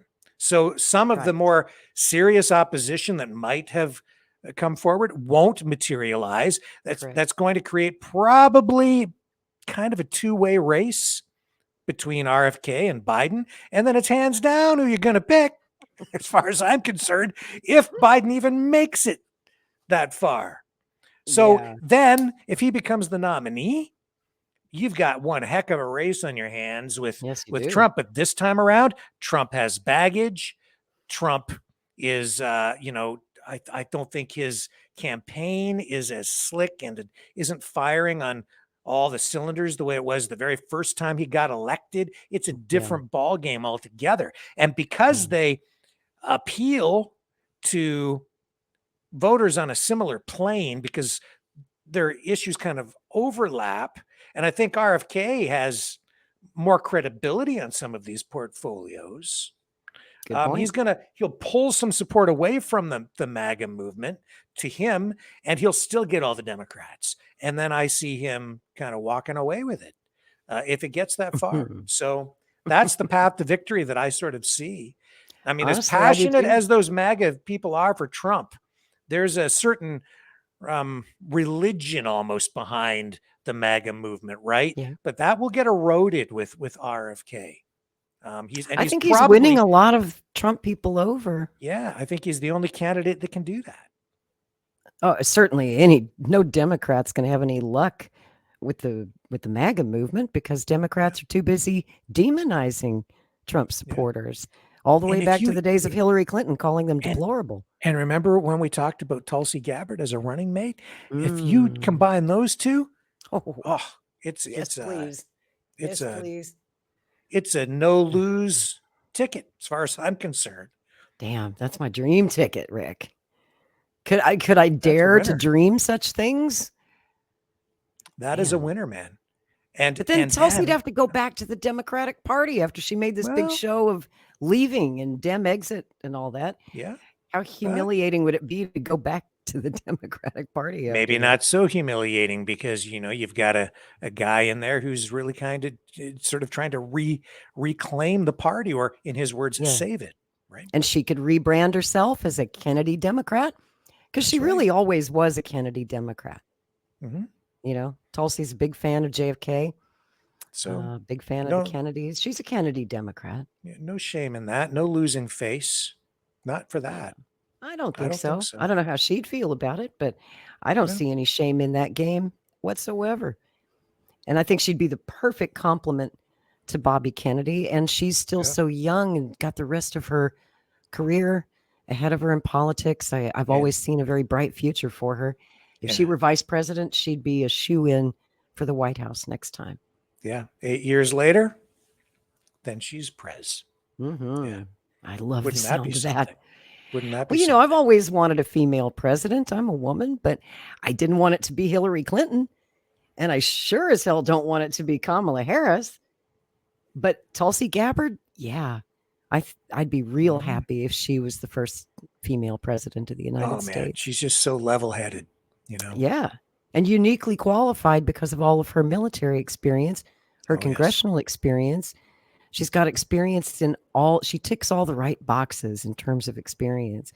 In that sense, arguably she should be at the top of the ticket with Kennedy because she's got a lot more experience at these things than even he does. He's never held elected office, never served in the military, but you put that combined experience together, that's a really strong ticket, strong president and Mhm. vice president. I see a And strong I- administration. And I would sleep better at night because I wouldn't be Mm. so worried about dying in a fiery nuclear inferno in my sleep. Yes. Yeah. Yes. And even if she doesn't run as the vice president, if she doesn't want to forge a political alliance or come back to the Democratic Party, I'm sure she'll play some kind of a role, an important role in a Kennedy administration. Secretary of State, maybe Secretary of Defense. I think Tulsi'd be a terrific Secretary of Defense. So would Scott Ritter. Well, now that would be something. I'm just going to throw that Yeah. out there. If Bobby's listening, please consider that. But yeah, I'm sure she'll have some role to play. Politically, though, yeah, you couldn't go wrong with Tulsi Gabbard. She checks all the boxes. In whatever job she wants, Yeah. she can have it. Tulsi, you're hired, Yeah, yeah. I don't make Well- hiring decisions for the campaign, by the way, but yeah, a good I friend think of Kennedy mine would who, hire her. good friend of mine, she's been a MAGA person, or was, especially in the early going. And when she was listening to Tulsi Gabbard speak, when she was, running to get the Democratic nomination to run for president, Did you fall in love with her? my friend said, she's confusing me. She's confusing me. I But don't in a good way. understand. Yeah, it's like she's a Democrat, though, right? She Like, can't yeah. be a Democrat. She was like the last sane Democrat. Yeah, And that's why she had to leave that damn party because they're all nuts. yeah. It's the biggest concern that, is that your chair? It is this chair. It keeps on a little hook thing. Gonna hit Every the once in a while, deck. it just lets go, and then I like, and then people no. are like, "Are you okay?" in the chat. Just going to see 2 feet sticking up here. That's right. A little entertainment. For those of you out there listening, going, what the hell was that on the podcast? I can't see. Is he all right? Yeah, he's okay. I forgot what I was going to say. What the hell was I going to say? My only real complaint is that Bobby's running as a Democrat. I get it. I understand why he feels he needs to do that, why it might be good strategy.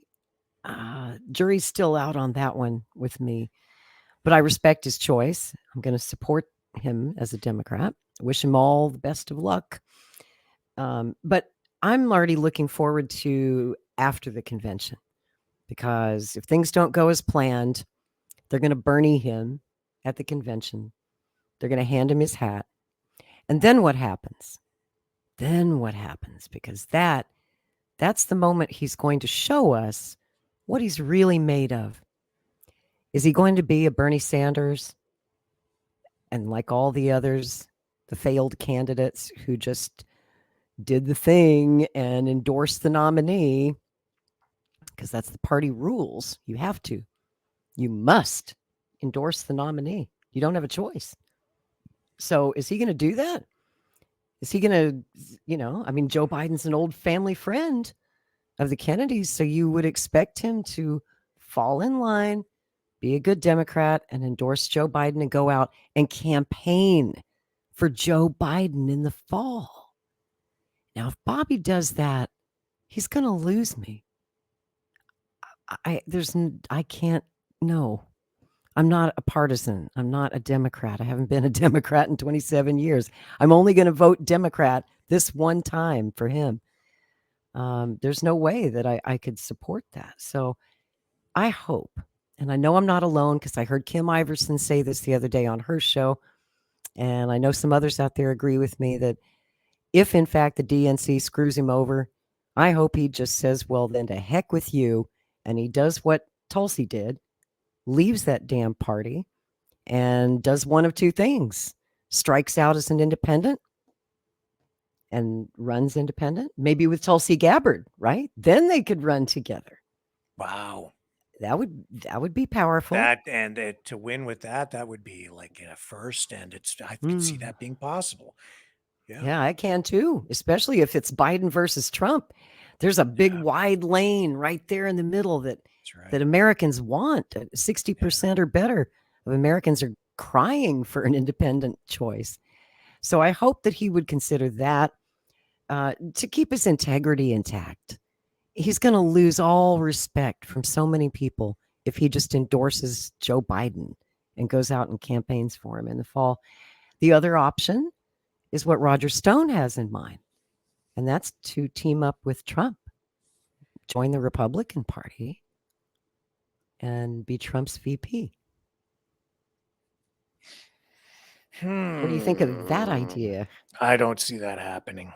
Do you think that Trump wouldn't offer or Bobby wouldn't accept? I don't think either. I don't think it would. Both.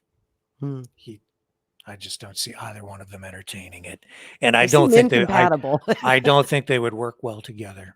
I think that's a great observation, Rick. Yeah, you know people, and they're just very different types of people. Yeah, because they seem like oil and water to me. Yeah, he wouldn't just be Trump's yes man. He just couldn't do it. Exactly. Trump does like yes men. Yeah, and that's not Bobby. Right. Yeah, and Trump doesn't like to be challenged either.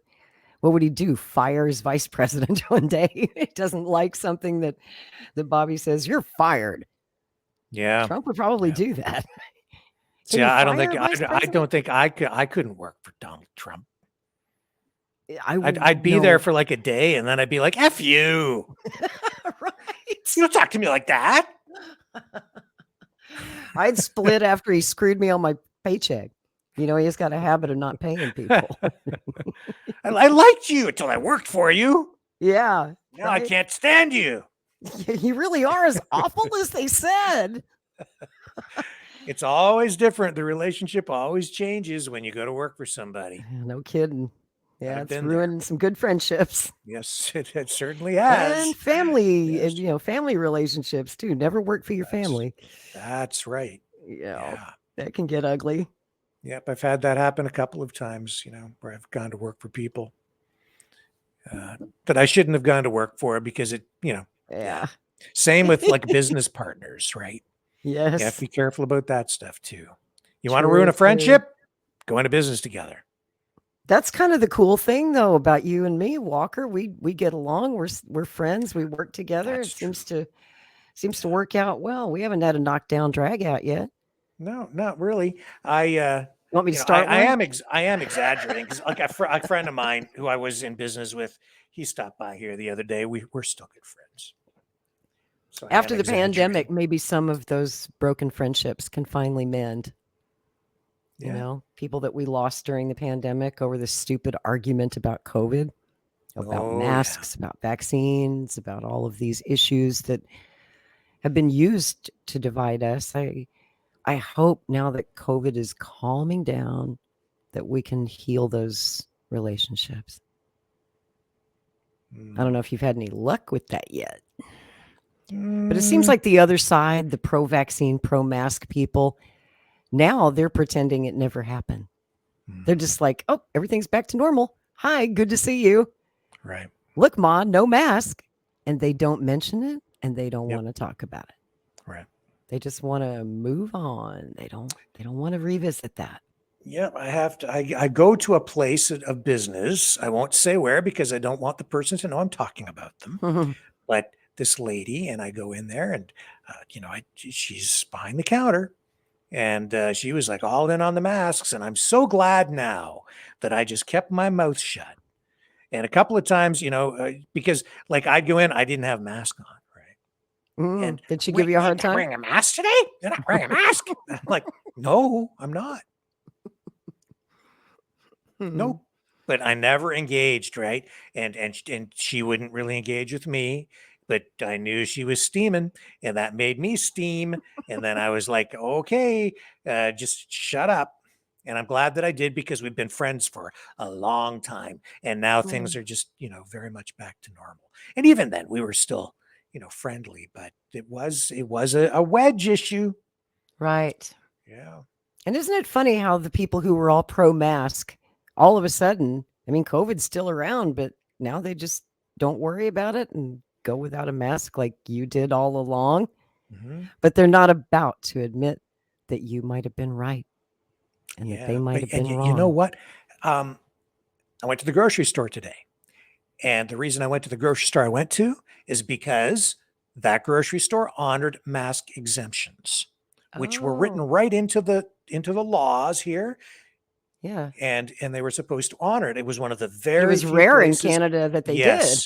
Yes. Very hard to find a place that honored the mask exemptions.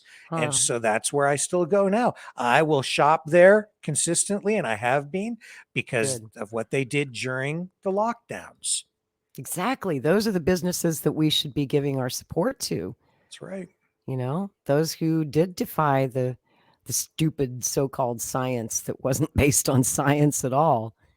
Yeah. And there are businesses I will never, ever, ever go into again as long as I live.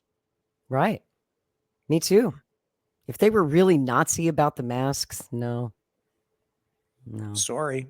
They never respected personal choice. Why would I want to give them my business? Exactly right. I'm too libertarian for that. Yeah. I'm that libertarian. That's where I'm at with that, man. And I'm pretty strict about it. Even, some of the big box stores I have to go into once in a while, but I don't give them my preference. They're like last choice. If I can go someplace else, I'll go there first, including the Walmart, here in town, because they were all in on the masks too. Oh yeah. Walmart still makes their employees wear masks, even outdoors. Like when you go do the grocery pickup, they still have to wear masks outdoors. Because I wasn't good enough to be allowed to go into their store. Back then, I had to go for curbside pickup, right? Yes. Yep. Like, okay, well, now you want me back? Well, I've got issues. Speaking of issues, I've got one more thing to say, and then I have to hop off for the night. But Sure. I wanted to compliment you on the interview you did yesterday with Paul Hartman. Oh yes, yeah. Damn, that was good. That was so great. I always loved the Hartman brothers. Didn't know much about Paul. Of course, knew about John. I guess he was the oldest brother, and Phil. I loved Phil, and it was really cool to hear his stories.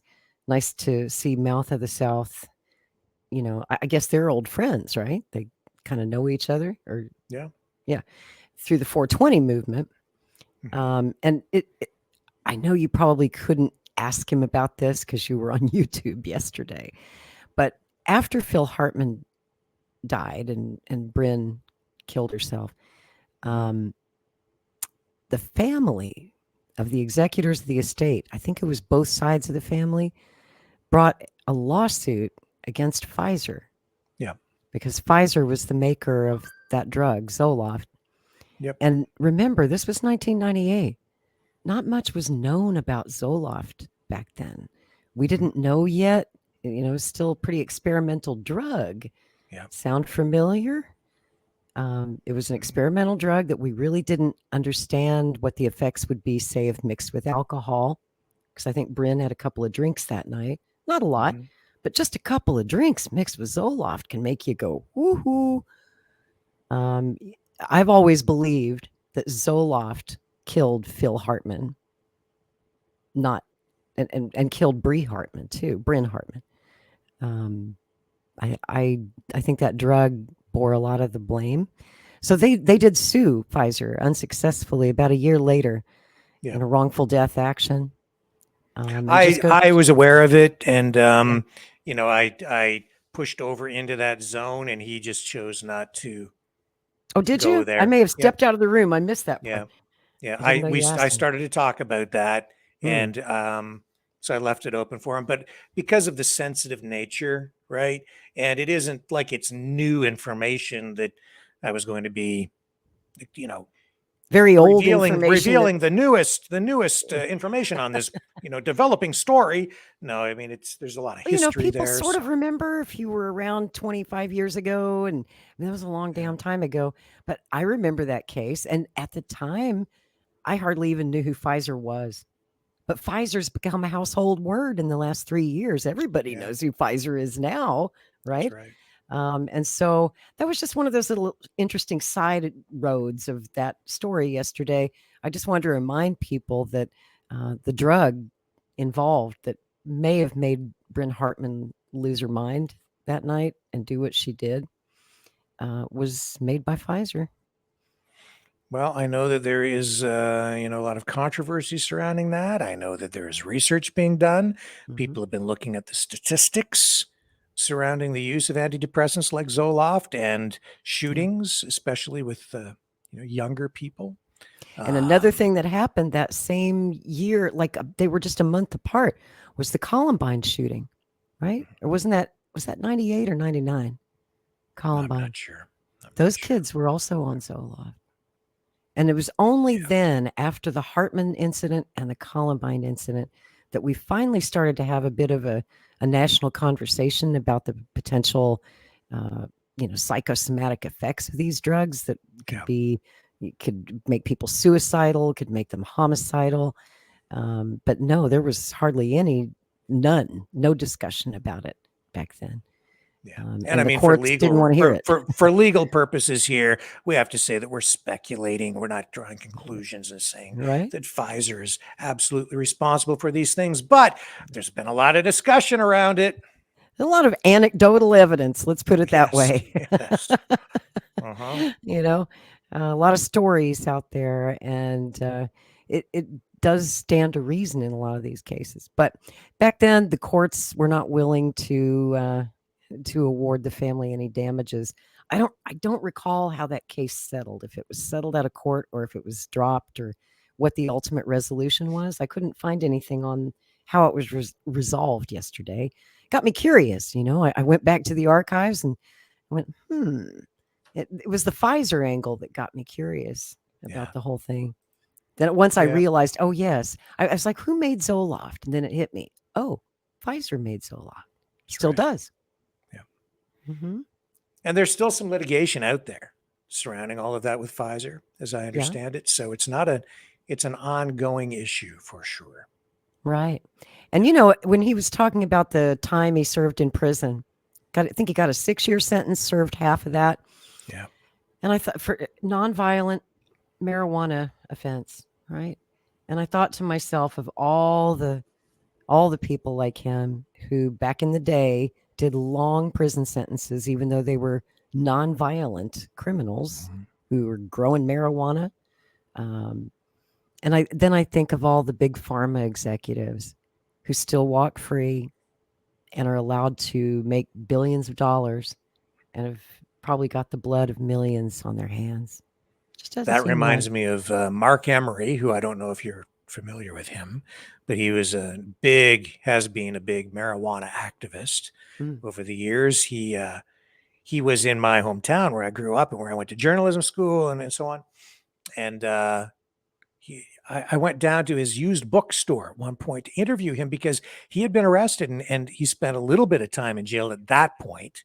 And I interviewed him, and it was, I mean, even that was chilling for me because he told me on camera at the time about his experience of having to use the toilet like out in the open with all the other people in the jail, right? And he said he didn't think he could ever do it, but he did. And I thought, I never want to have to go to jail ever.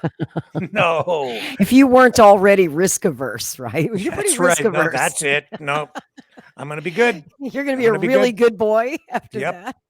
I'm never going to do that. Yeah, I hear you, man. I've never been to jail, not for lack of trying, by the way. I mean, I've definitely done some dumb things that probably should have landed me in jail, but I was just one of the lucky ones who didn't get caught. But you know, well, here's the irony. Okay, I've been very straight and narrow. You know, I covered the Queen. I had to do all the security checks and all that, and everything. Gotta be clean as the whistle, color, right? I crossed the border one time with anyway, and they confiscated my phone. They gave me like the full Third search, degree. right? And they were like, okay, this guy's clean. I mean, it's like, if you want to know if I'm a bad guy, just know I'm very clean until now, because now I'm on here with, communists, and socialists and libertarians and Russians. And now we're talking about the UHURU Movement. And we're all going to jail, man. Yeah, if I cross the border now, boy, I'm going to jail just because of this. And I have to tell you something, you better be careful too, because you're talking to me. And now you're in deep trouble. I keep bad company. Man, I do. I've got some dangerous friends. We're all going to prison. It's just a matter of time. I hope they can build enough prisons for all of us, because I want to be, in the same cell block as you. We could do Maverick News from prison. Well, just we just need like adjacent cells, so like through the bars we can play cards or something. I can't believe we're laughing about this. Yeah, I know. To be quite honest, I'm actually worried about crossing the border now that we've done this show tonight. Well, I don't blame you. I'm worried about trying to fly anywhere or to try and leave the country. What's going to happen next time I travel? After the, really, edgy journalism I've done over the past year, I've pissed off all the right people. I'm probably on every national security list. Are they even going to let me get on a plane? Can I go see my grandma in Dallas? Or am I going to have to drive? I mean, I don't know. I'm probably on some no-fly list. I haven't tried because I like flying, but I hate flying commercial with all the crazy people. And the little kids and the guy next to you with the smelly feet who kicks his shoes off and props his feet up on the seat back. So many reasons I hate flying. Get me in a private aircraft and I'm happy. Some little puddle jumper. I love flying in those things. Yeah. But no, I hate flying commercial. I just watched Top Gun Maverick for the first time 2 nights ago. Have you seen that first time? Yeah. Oh, the new one. The new one. Okay, I thought you were saying, how could you have missed Top Gun? Are you the last guy on Earth? You're the Maverick guy. Yeah. No, I haven't actually seen the sequel. What did you think of it? It was okay. Not as good as everyone was saying. I thought the script was a little bit formulaic. It was just kind of like, okay, they just kind of tie everything together, but really the script, it was like predictable, totally predictable. The flying sequences were I'm good. sure those were cool. Really good, so great cinematography, but not as good as I was expecting it to be. It was a bit of a cliche, but you know what? That works. That's why it was what it was. That's why it works. So I have to just kind of go, well, okay. It was just entertainment. And Which, maybe propaganda. is kind of nice. If it wasn't woke, it wasn't pushing some agenda on you. It was just a great Yeah. way to spend a couple hours and be entertained. Yeah. And you know Nothing what? It wrong had with like the one female fighter pilot.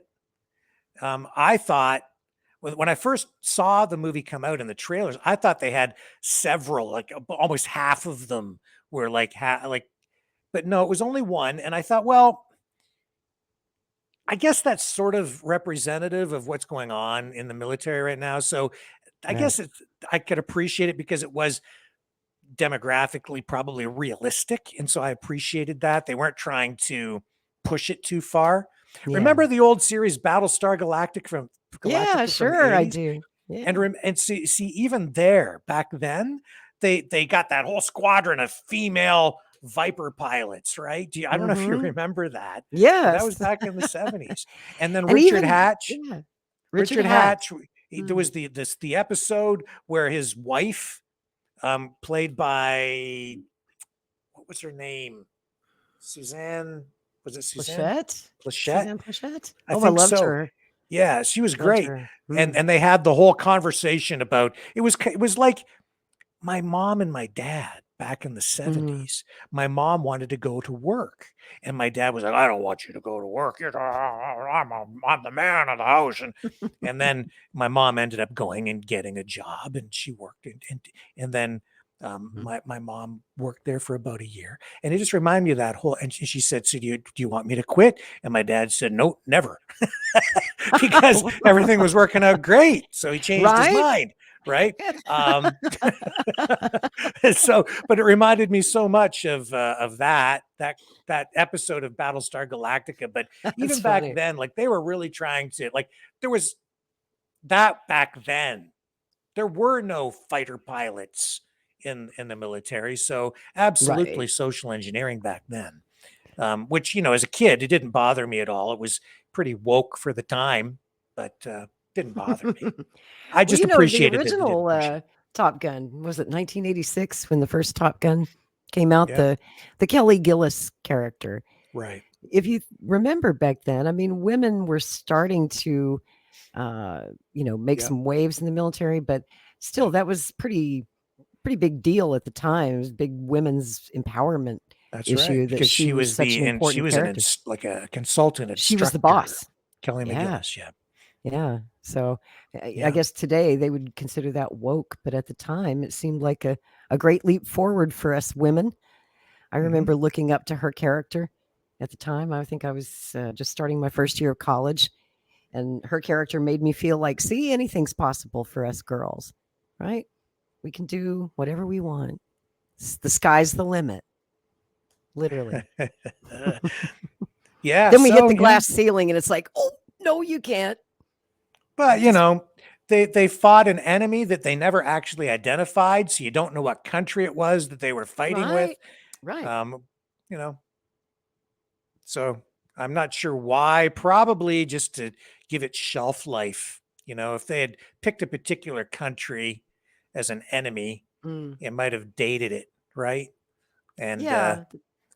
and given that that movie's release was delayed, it's probably best that they didn't do that anyway. Plus, it'll age better without that, I suppose. Yeah, it's timeless now. I mean, it still has kind of a Cold War feel to it when you go back and you watch the original Maverick, Top Gun. But Made me feel really old because they I bet it they did. in the movie, and it's not a spoiler alert because everybody's seen it already, but Tom Cruise and his sidekick, they end up stealing an F-14 Tomcat from the enemy. Oh, And they're like, love this it. thing is so old. And it's like, these are the jets that they flew in the original In the movie. original 30 And years then he ago. goes up and he's flying this old, dilapidated, half broken, rusty old bucket of bolts F-14. And of course, he goes up against a 5th generation warfare fighter jet, right? With all the bells and whistles that, can blow away the most modern jets, 10-1. And of course the line is, it's not the plane, it's the pilot. Of course. Don't think, just do. Watch then what I he can do just- with this old bucket of bolts. That's Watch right. me. And he survives, and the two of those fifth generation fighters taken out. Awesome. Yeah, He's like, with an hold my F-14 beer. Let me show you Yeah, what I can that's do with this old right. F-14. This old bucket. Hold of my beer and bolts. watch this. Yeah, I love it. yeah, me too. I thought it was pretty cool. I need to see that movie. And the folks who have seen it, they told me, okay, yeah, it's not as good as the original. I mean, how do you top Top Gun? Yeah. But they said that what they liked about it was that it was, for a change, something kind of wholesome, something kind of all American coming Yep. out of Hollywood without a particular woke agenda or a political agenda that they were trying to push on you, that it was just good entertainment, and that in itself was the refreshing part. That was the best part. You know what it was? They started making that movie when Trump was still in office. That's right. And then COVID happened, right? Yeah. And shut it down. Yeah. So I think Yeah. that's partly what it was about. It was it was supposed to be, that rekindling of the Reagan-esque American spirit. That's as far it. as Make I America can great see. again. That's right. That's what it was supposed to be. Yeah. Partly. And then the movie didn't come out until after Trump was out of office. Yeah. Yeah. Because of the COVID pandemic. It probably, Yeah. I think it was supposed to be out in at least a year earlier. Yeah. And then COVID happened and shut the whole world down. And Well, as ironically, Trump did that. As Rush Limbaugh said several times, I heard him say, imagine what this presidency could have been, referring to Donald Trump when Rush was still alive. And I would listen to him on the radio from time to time. And I mean, he was right, because the Democrats were just so relentless with their attacks. The lawfare, the Russia, all of the spying, all of the crap, And he said, imagine what this presidency could have been if they had embraced that pro-American, pro-peace, pro-growth agenda. If he had been allowed to just pursue that and just restore the economy and work on all of those things and give people back that American pride that they had back when Reagan was president, it could have been a much for maybe for real, maybe a facade, maybe an illusion, but sure would have made people feel better. That's right. Especially, yeah. Maybe it was an illusion. We lived through the Reagan years, and as an American growing up in those times, it was hard not to feel the patriotism in the air. And everybody flew an American flag and had an American bumper sticker on their car, American T-shirts, and Bruce Springsteen's "Born in the USA" blaring out of every stereo. It was a great time to be an American. I still think of it as our last great decade. Right. And when Trump said he wanted to make America great again, I thought he wanted to rewind, back to about the 80s. Yep. If we were going to set the clock back, let's set the Back to the Future mobile to 1985. Of It's a pretty good year. Yeah. Of course, me too. And of course, Donald Trump wants to go back to that era because he was flying high. I think that was when he was at his peak, really. Yep. The 80s. Yeah, totally. Yeah. That's when he mean, was the hottest thing going. And I watch videos of him from the 80s, and he was sharper. Like he was sharp. He was impressive back then. Yeah. That's why everybody was bugging him to run for president. Even then, I think Roger Stone started trying to talk him into it back around 1988. I think he wanted him to challenge Vice President Bush. And Trump wasn't ready, but he was 35. He was old enough to, and Roger Stone, even then, Roger Stone was trying to get him to run. And Trump, really, I think he was really trying to bring back that Reagan-esque era. And I went to Trump rallies, and it was the closest thing I could feel again, like stepping in that time machine and going back to the Reagan era. And it was nice. Just so much patriotism, love of country, nice people, wholesome, family-friendly gatherings. Trump rallies are. They're really a lot of fun. I enjoyed them very much in the 2016 year. I didn't attend any in 2020 because I was too sick. I had long COVID and couldn't go. But, he tried really hard to bring that back, and yet it didn't happen in the way that it did in the Reagan era. And I think the reason is because Reagan never had the kind of opposition, fierce, violent, angry opposition that Trump had. Our country just wasn't that divided under Ronald Reagan, and he always won by a pretty good margin. So he was picking up Democrats to vote for him as well in every election. A lot of Democrats liked him. There were Reagan Democrats. Remember them? You didn't hear of too many Trump Democrats, though. That line was a hard line, and it just couldn't be crossed in this deeply partisan, divided society we have now. As as much as we had serious issues back then, that there was not the polarization that we have now. And I would put it out there that there's almost it's not almost, there is like a mania, if not mental illness in some cases. It's a mental illness. Come on, Trump derangement syndrome. That's a thing. There's that, but there's also, on the other side too, like there's a mania, in certain departments or areas of the freedom movement, the MAGA movement, that there are people out there that are kind of like a little bit on the fringe. And I don't mean that in the same sense as Trudeau does. I just mean like the QAnon group, like some of those folks, I think they do go down rabbit holes that take them into pretty dark places that maybe aren't that real. That's what worries me sometimes about Trump, though, especially like the last couple of years. He seems to have gone to, I can't tell if he's trying to placate the Q people and just keep them on board because he needs their votes and their support, or if he really believes some of this stuff from the QAnon movement. But he's always retweeting QAnon accounts on Truth Social. And some of it's kind of wacky. And it makes me question Trump's judgment, because surely you don't believe that stuff, do you?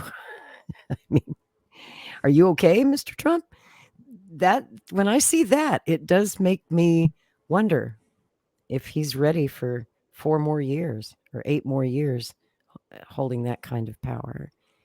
I mean, I don't have a problem with him believing it as a private citizen. I don't think I'd want a president who's a QAnon person, though. No.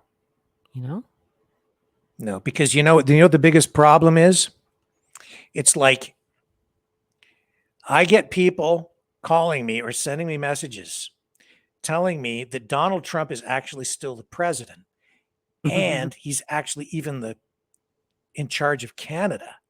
And the problem and the problem is that, if he actually believes in all the QAnon stuff, then he thinks he's still the president and in charge of Canada, which is like really a problem. That would be a major problem. What if he's like delusional and thinks he's king of the world? And what if he believes that there's more than one of himself? Yeah. Like if he believes there are like 3 or 4 or 5 Trumps, how would he even know which one of those is him? Oh, my head hurts. My head hurts. Okay. Yeah, I mean, think about that. What a rabbit hole. I mean, right? That's a deep rabbit hole, Rick Walker. Oh.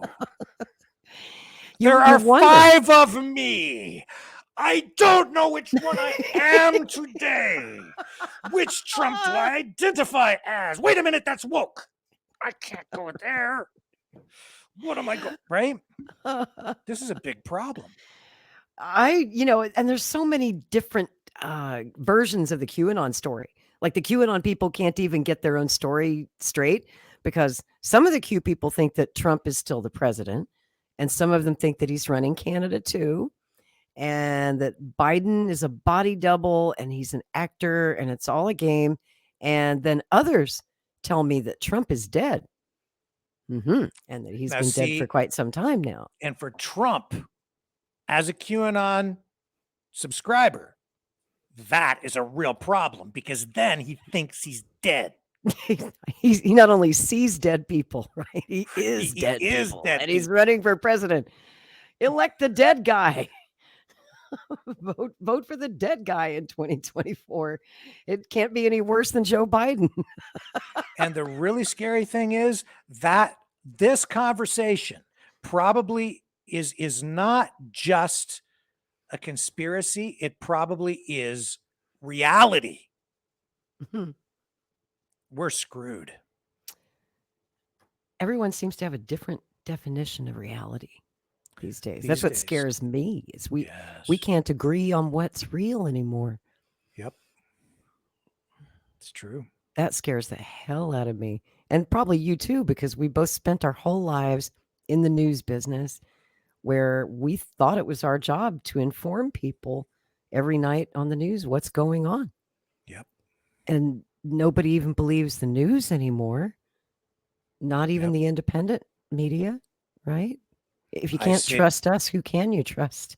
You've seen me on here where this is the reality. This is the reality. I run clips of people saying things that are not very good, sometimes bad things. They say it. I run the clip of them saying it, and then people accuse me of lying about them saying what they said when I showed them saying it. Yes, I just played it. And they're like, no, he didn't say that. I've had to deal with some of that this week. People that are totally disconnected from reality.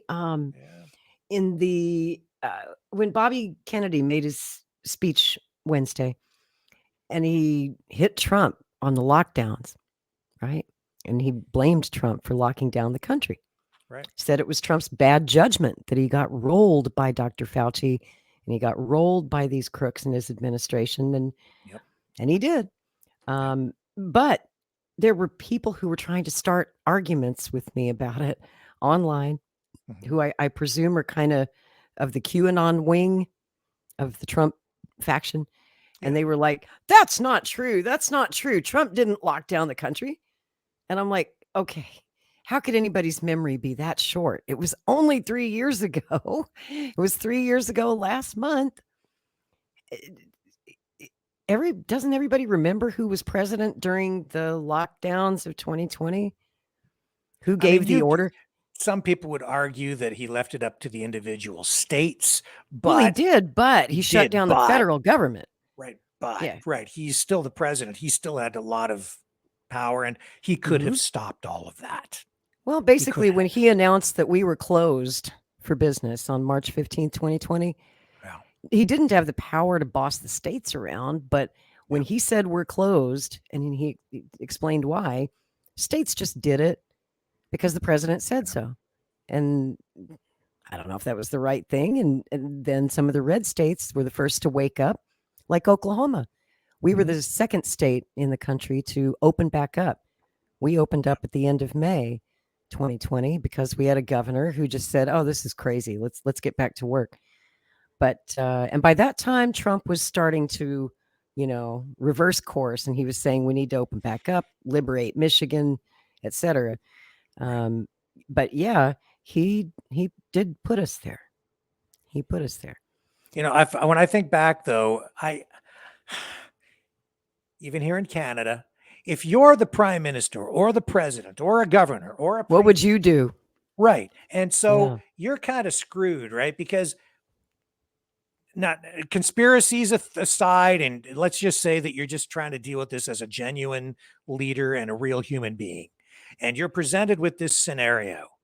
And you have all your advisors around you for whatever reason, maybe legitimate or maybe corrupt, but they're, you've got doctors, medical officers of health, the CDC, and they're all saying, lock down, put people in masks, do all this stuff. So you have all these medical professionals advising you to do this. And if it takes somebody with gigantic cojones to stand up to that at that point and say, nope, not going to do it. Not going to do all that stuff. Because if you're wrong and they're right, you're going to get strung up because all these people die. Yep. All these people would die. So you're in a no-win scenario, right? You're in a no-win scenario. Yeah, that's absolutely true. Trump was damned if he did and damned if he didn't.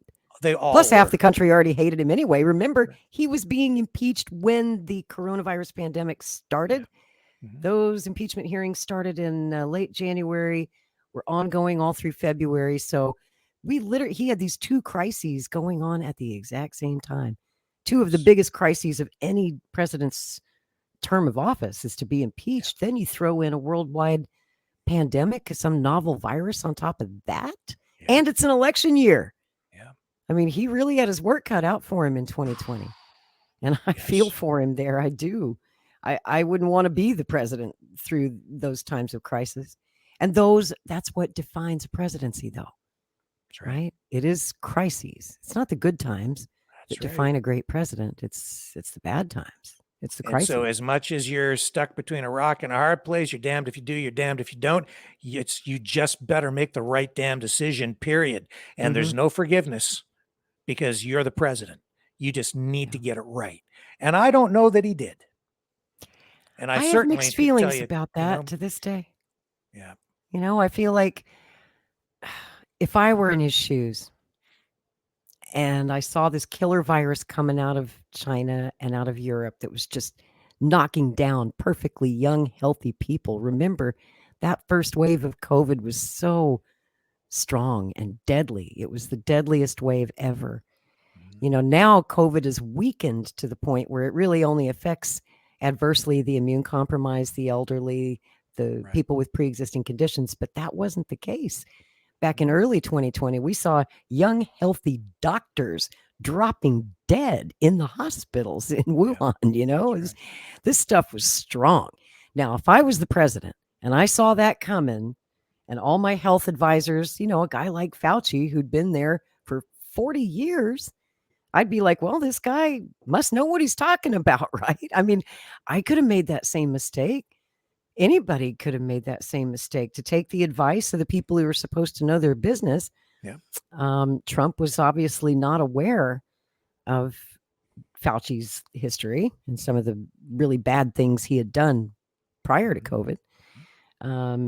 He did what I think if it had been Biden in office, he would have done the same thing. Of course he would have. He probably locked us down even harder than Trump did. And he would have kept us locked down. But I will give Trump some credit for this. And I really like this. His COVID pandemic response. He did some really great things for the working class, for the poor, for the small businesses that were closed during those lockdowns.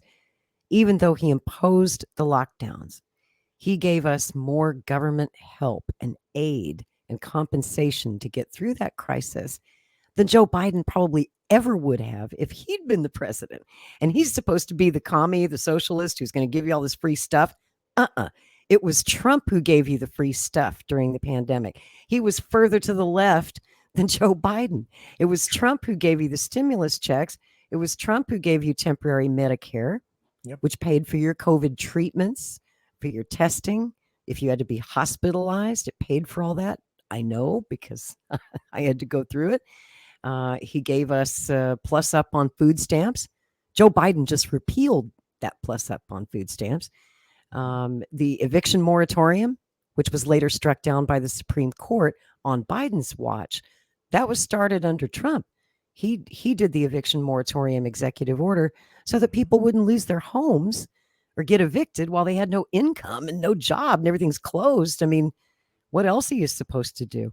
And the, what were they called? The PPP loans, the Paycheck Protection Program for small businesses. Granted, it wasn't perfect. In fact, that was a deeply flawed program, but at least it was an attempt to help somehow. So I have to give him a lot of credit for the good things that he tried to do during that unprecedented crisis. No president in history had ever faced anything like it. And there was no blueprint. There was no instruction manual of what to do. And as Bobby Kennedy argued the other day in that speech, his argument was maybe we should have done none of the above. You know, he said the founders were well aware. We had the smallpox epidemic back then. We had pandemics back then that were very dangerous, very virulent. And there was no pandemic exception to the Constitution. That's his argument. which is a very That's right. libertarian argument, actually. Absolutely. That's what I was saying from the That's what beginning. libertarians been saying. I was like, wait a minute, you guys have these emergency response plans. They're in binders. You just go over to the shelf and pull it off and do that. And that's what you always, and they ignored it. They just ignored that stuff and did this instead. That to me just blew my mind. So Me too. that's why I really am not as tolerant of the government response overall. Well, and Canada screwed it up even worse, yeah. even worse than we did. Yes. You guys locked down hard, and how long was Canada locked down, basically? Oh, I don't know, man. It was a year, wasn't it? Oh yeah. Like more than a year? Because you guys were still locked down when the Freedom Convoy was going on, right? They hadn't. Yep. Yeah. Pretty much. Mm-hmm. That was much longer than we were in the States. Yeah, it was just because of the convoy, and then There's slowly that convoy. because of that. That's no question. Yeah. Totally.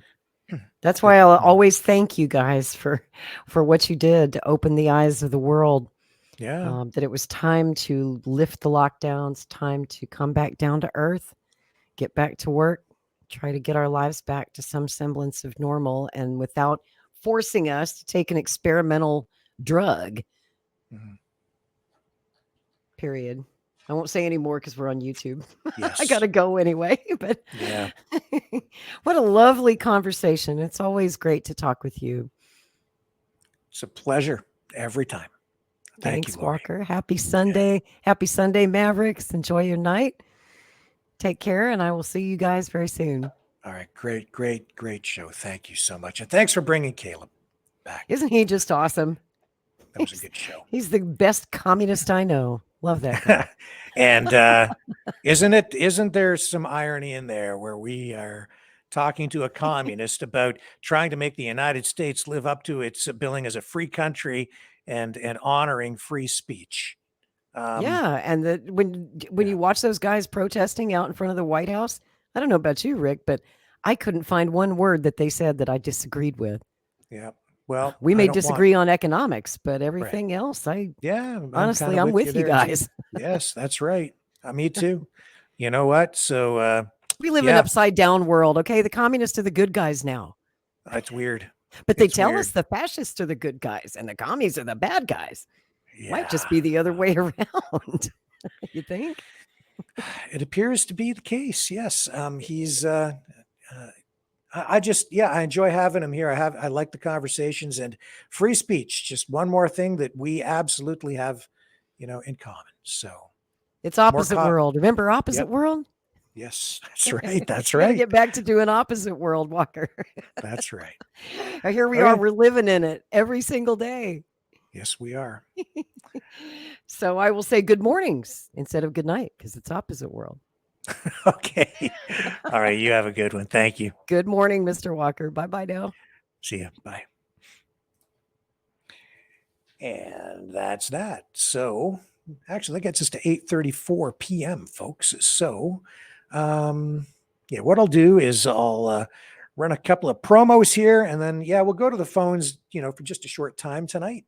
And we haven't done that so much in the last little bit. So stay with me. I'll be right back.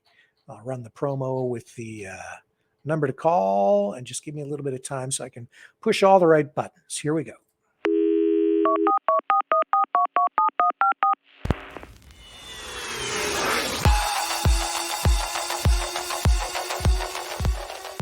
Join the conversation.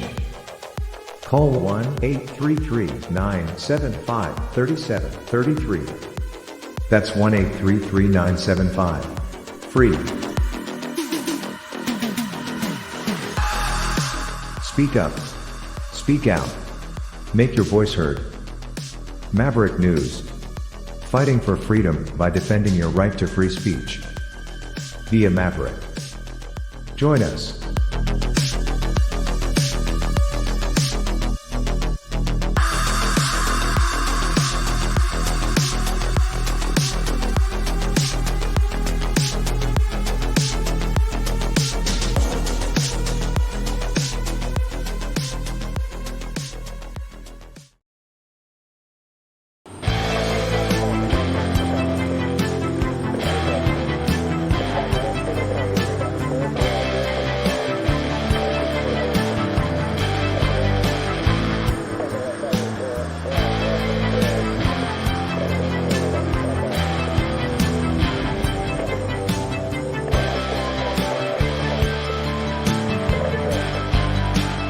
Maverick News.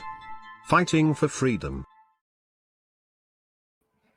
Okay, folks, so the phone lines are just about ready to go.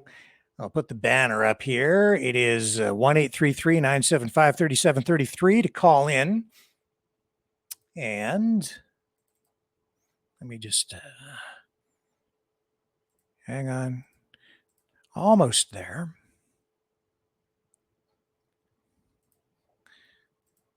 So it's Sunday night. Is it Sunday? Yes, I believe it is. Yeah. Losing track of time. Losing track of my days. So much going on. Okay, so.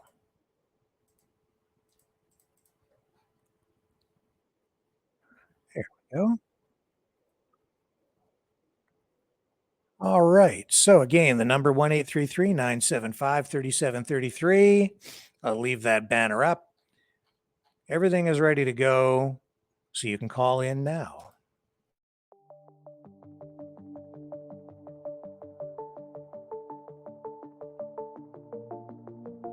Greetings, brave Mavericks. Our quest for truth continues. We go beyond fake news. Together we expose propaganda. Together we pull others out of rabbit holes. We are maverick thinkers. We are all unique individuals, defenders of individual rights and freedoms, credible, trusted, grounded in reality. Maverick News, Maverick News. Defending free speech, Donate at freedomreporters.com. Do it now. Tomorrow may be too late. Maverick News.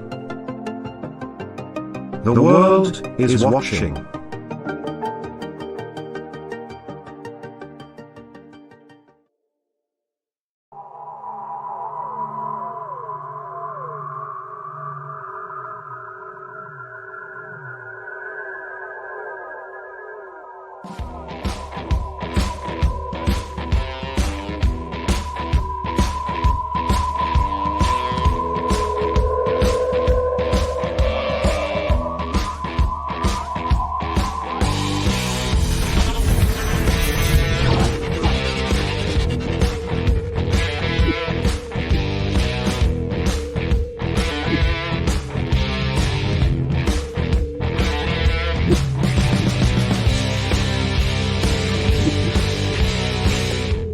Maverick News.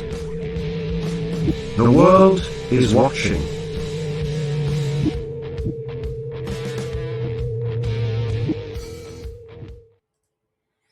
Okay, so again, the number 1-833-975-3733. Just a couple of stories that we can touch on here this evening, since we really haven't had much opportunity to talk about the other news. But in Texas, authorities are investigating cases of dead, mutilated cows. 6 mutilated cows were found dead on a number of different properties along a Texas highway spanning 3 counties. This happened during the week. While investigating the death of a 6-year-old cow, 5 other similar incidents were reported along the area near College Station, spanning Madison, Brazos, and Robertson counties. That coming from the Madison County Sheriff's Office. So it's kind of a weird story. The 6-year-old cow was found with a straight, clean cut with apparent precision, according to the authorities, removing the hide around one side of the animal's mouth. The tongue was also removed with no blood spill. Ranchers reported no predators or birds having scavenged the remains, according to the sheriff's office. Kind of a bizarre story, folks. The cows were found in similar conditions, but in 2 instances, additional external organs were taken. This is really weird.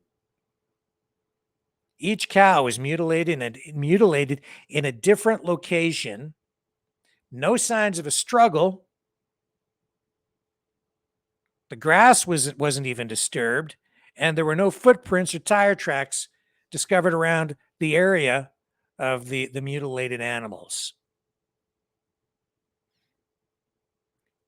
So police say the actual cause of death for all of the 6 cows remains unknown. So it isn't clear if, like, how these animals were killed and then mutilated. We don't know. But that's a real thing. It's absolutely a real thing, and being reported, not just by independent media, but mainstream media as well. Kind of bizarre. So if you'd like to join the conversation tonight, again, 1-833-975-3733. And the phone lines are open. It appears everything is in order. We're ready to go to the phone lines at any time. I'm just going to give you guys a few minutes to kind of get to your phones and get things coming in here. What else can we talk about tonight? I know that if you're in Canada, you're no doubt wondering what's going on with that federal workers' strike. The Public Service Alliance of Canada, the president of the union, says he's hopeful a deal will be struck soon. Negotiations have been ongoing between the government and the federal workers union leaders. So Chris Aylward, national president of PSAC, is calling on the prime minister himself to get involved in the talks. He says, "We still believe that the prime minister at this point," this is a quote, "should be weighing in because we know that the strike is having an impact on the economy," he said. "Certainly, we're trying to have the least amount of impact on Canadians as possible, but certainly our members, if we don't reach a deal this evening," that would be tonight, "our members are back on the picket lines tomorrow, unfortunately." And that's Monday. Treasury Board President Mona Fortier was on Twitter claiming the federal government had tried to table a counterproposal yesterday, during which time the union held a press conference instead before both parties met. And so it has been, a bit of public jockeying and negotiating in the court of public opinion to some degree. So that's kind of what's going on. It's still up in the air. And a lot of what you're hearing coming from both sides is rhetoric. So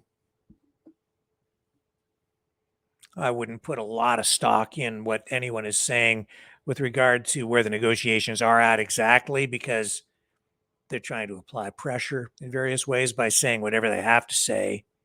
Keep that in mind. Leverage, leverage, leverage during the negotiating, the bargaining process, and it is still ongoing, I think, even now tonight. So we'll see. Let's go to our first call of the night. Here's Steve. Hello, Steve. How are you this evening, sir? I'm very good, Rick. How are you? I am fine, sir. Thanks for calling. Good. Yeah, no worries. I guess I probably want to touch on the PSAC strike, I guess. Sure. Kind of seems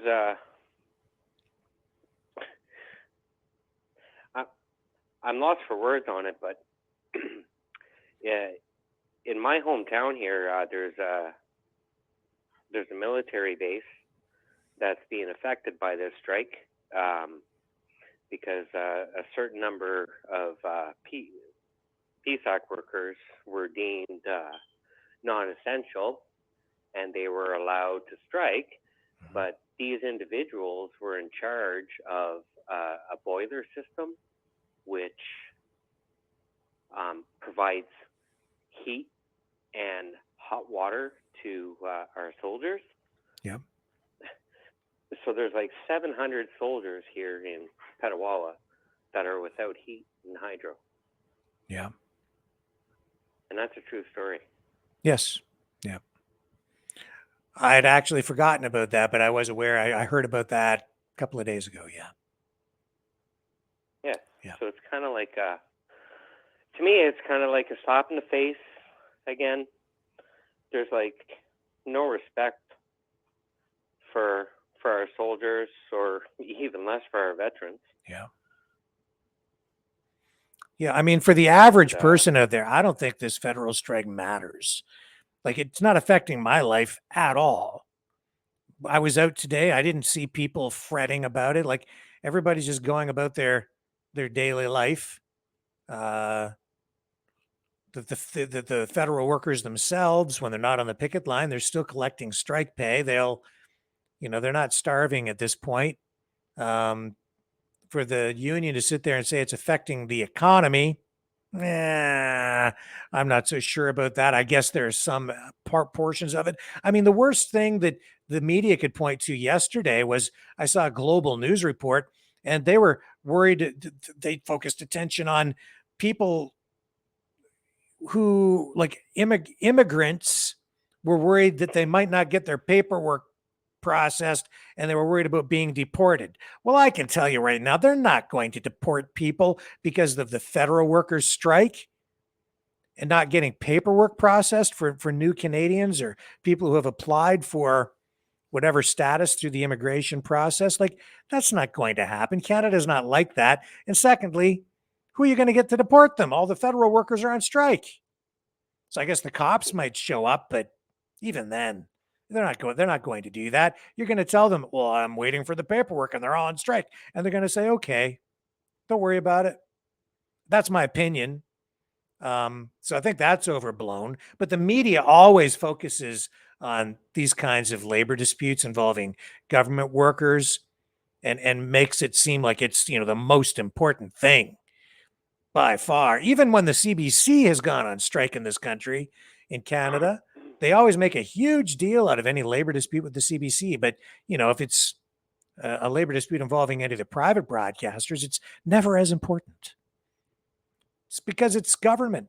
Government's always the most important thing, but it really isn't. In fact, in many respects, it's the least important thing, except as it relates to what you just talked about.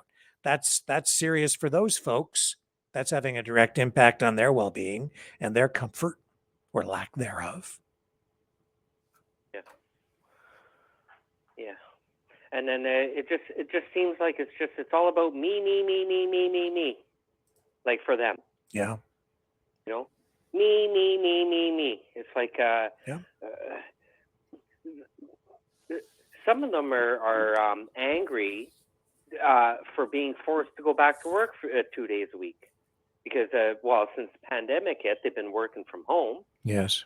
And now some of them are forced to go back to work for they were mandated to go back to work for 2 days out of the work week, and they're losing their minds over this. Well, I understand why they're looking for a 13.5% pay increase, because I was at the grocery store today, and I swear, so many of the things that I'd been purchasing even just a week ago were double the price. Double. Rick, I saw steaks at the butcher shop selling for $30. Dude. Oh my goodness. Steaks, dude. Yeah. $30. Insane. It's insane. Yeah, I didn't buy them, but I walked by where they sell hot dogs, $6.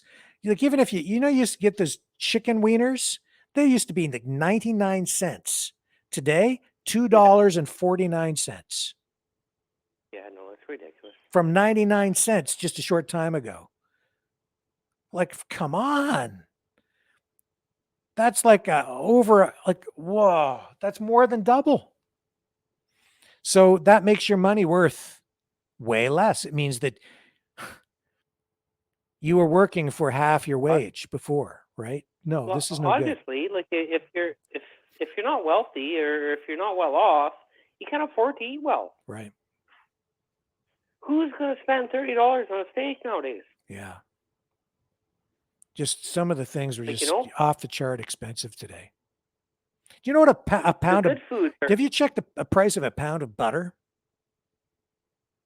I think it was $6.49 when I was at the Shoppers Drug Mart pharmacy, right? Drugstore. but that's owned by Loblaws, which is the big grocery store chain. $6.49 for a brick of butter. And they had a big I was thing full of it.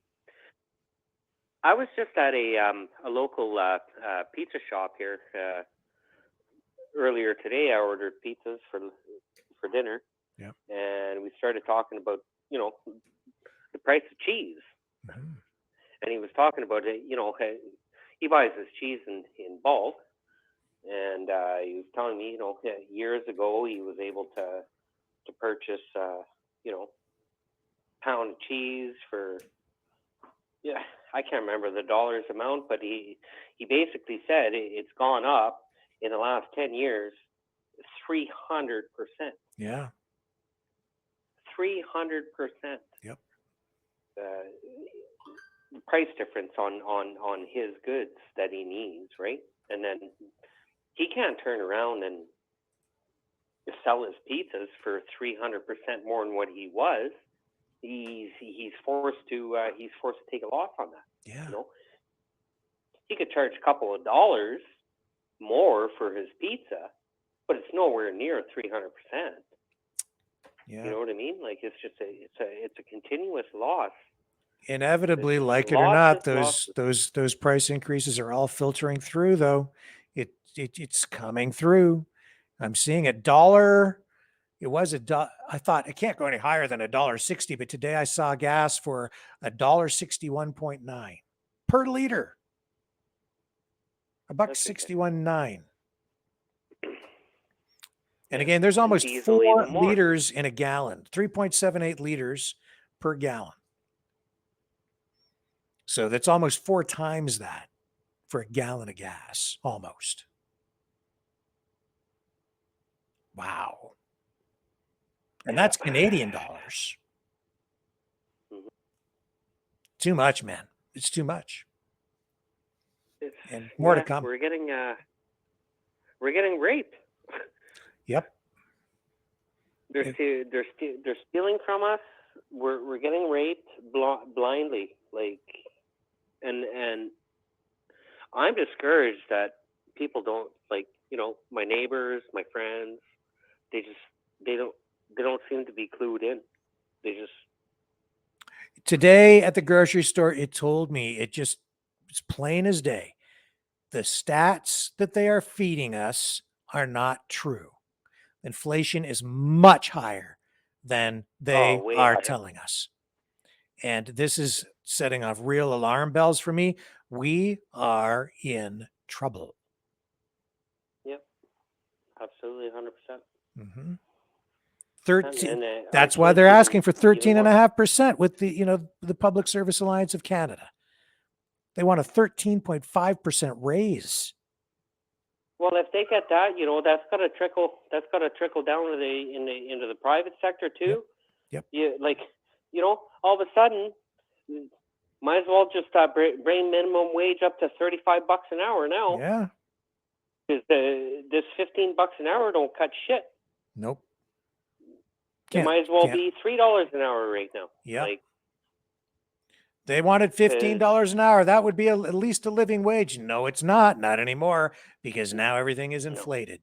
So that $15 is kind of like you're probably making less at $15 an hour now than you were at the old minimum wage before, which was what? It was like, was it around 10 or 11.50 or something? It depends on the province you're from, right? But yeah. Oh, for crying out loud. But you see, the thing is, like, it doesn't seem to in the tax brackets that you fall in, it doesn't seem to translate well. Mm-hmm. Like, let's say, for example, like, somebody who's making $35,000 a year versus somebody who's making $70,000 a year, the inflation doesn't seem to be factored in, because the person that pays that earns $70,000 a year, he's in a higher tax bracket, so he's paying higher taxes. Yeah. But it doesn't seem to match. with the current inflation, like daily, something just does not seem right. It's just like Canada is broken. Let's just say that it's broken. This country's fucking broken. True. That's all. It's like That's true. Shit doesn't seem to be making sense anymore. Like, I'm 47 years old now, and I started working. I remember making that $3.25 an hour. Mm. And if you were able to save your pennies at $3.25 an hour, you were able to buy a house. If you were careful, you were smart. Now, forget it. Yep. Well, I was even at the hardware store, and I noticed, like, I wasn't gonna buy any, but there was a display of rust paint. Okay. And Tremclad rust paint spray can. And it was like about $12-13, like $12.99 or something. And I thought, man, I remember before, like years ago, I would buy that for like $3.99, $4.99 a can. Now they want like $12.99. Wow. That's like, 300% fucking increase right there. There you go. Yeah, that's not like an overnight price increase, but that's where we're at today. And in my head, I guess I'm still stuck in the 80s, right? Because to me, like, that's a can of spray paint. It's worth like maybe $5. No, $12.99. Yeah, okay. I don't know. Can't afford to live, man. But that's why, I don't know about you, Steve. Like, I don't know how you economize, but I don't really eat out at restaurants anymore. I live extremely frugally. Because of the pandemic, I've really tried to remove myself from society as much as possible. I dip in and out. I'm very independent. I run things on my own. I don't spend much money on anything at all. I just try not to immerse myself in the daily business activity and the economy. If I don't have to, I dip in, but I dip out, right? I think that's really the long-term solution for all of us. That's my opinion.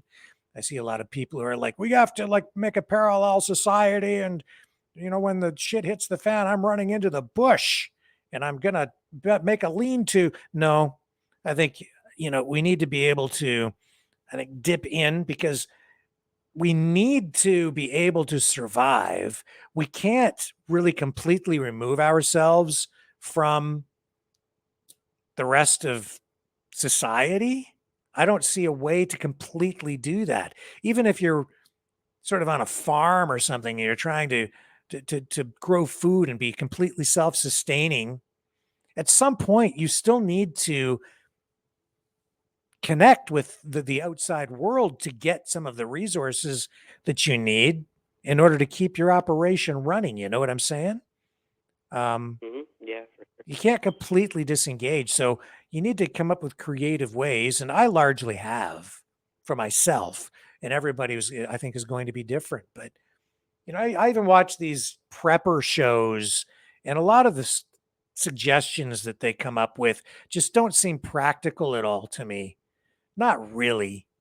I see things like, get yourself a radio and a flashlight. And I'm like, yeah. And they get a bug out bag. Where are you going to bug out to? And for how long? Right? Like, no, man, you need to come up with a better strategy than that so that you can live and keep what you have and not suffer, and protect your family and take care of people. My approach is different, I guess. I think people just have these cliched ideas about how you're supposed to prepare and react if there's some sort of an emergency. People always want to run away. And I'm not really of that mind. I'm like, no, I think I'm going to like stay put. I've got everything I need right here. I'm going to be prepared. I have tools and I have resources here. And even in the long run, like if you're talking about the lockdowns and, not being permitted to completely participate in society or whatever, I think the internet actually gives me a way to connect to the outside world without being entirely reliant on the outside world. I look at it different. I think we need to just not be afraid of the technology, just learn to use it and manipulate it so that we maximize our freedom and not allow it to dominate our existence and not allow it to track us, not allow it to do the things that we don't want it to do. If I go out and I don't want to be tracked, I don't take my cell phone, you know? See what I'm saying? Simple as that. Yeah, and another thing too is, I think generally we gotta, in these hard times, we really gotta think about just be conservative about your spending. Yeah. Instead of buying a $2,000 refrigerator, maybe settle with the $800 one. Yeah. Right. That's right. Make wiser choices, and definitely we could pay off our credit cards and don't pay interest, and if Don't go you into can't debt. afford to pay for something, don't buy it. Buy it. That's Stay right. away from it. Don't go into debt. You don't need it. Don't buy it. If you don't need to go into, don't go into Especially if you debt. can't afford it. Yeah. The debt is the trap. You go there. Oh yeah. They've got you, right? That's right. Yeah. They own you. They own you with that debt. And once you're in debt like that, you are into the system, and now you're obligated, and they can come after you to repossess or just different things. So that's where the big trap is. And then you need the job, right? You need the big job to pay for your big debt, and now you're into the whole system. Then that's sort of the trap. You can't disengage at that point, So I don't have a new car. I've got an old car. I fix my car myself. Not everybody can do that, but there are a lot of things that people can do for themselves. I do as much for myself as I possibly can, so I don't rely on other people. So I'm not indebted to them. I'm trying to be as self-sufficient as I possibly can be, and dip in when I need to, and then pull back out. So yeah, that's kind of what I do, but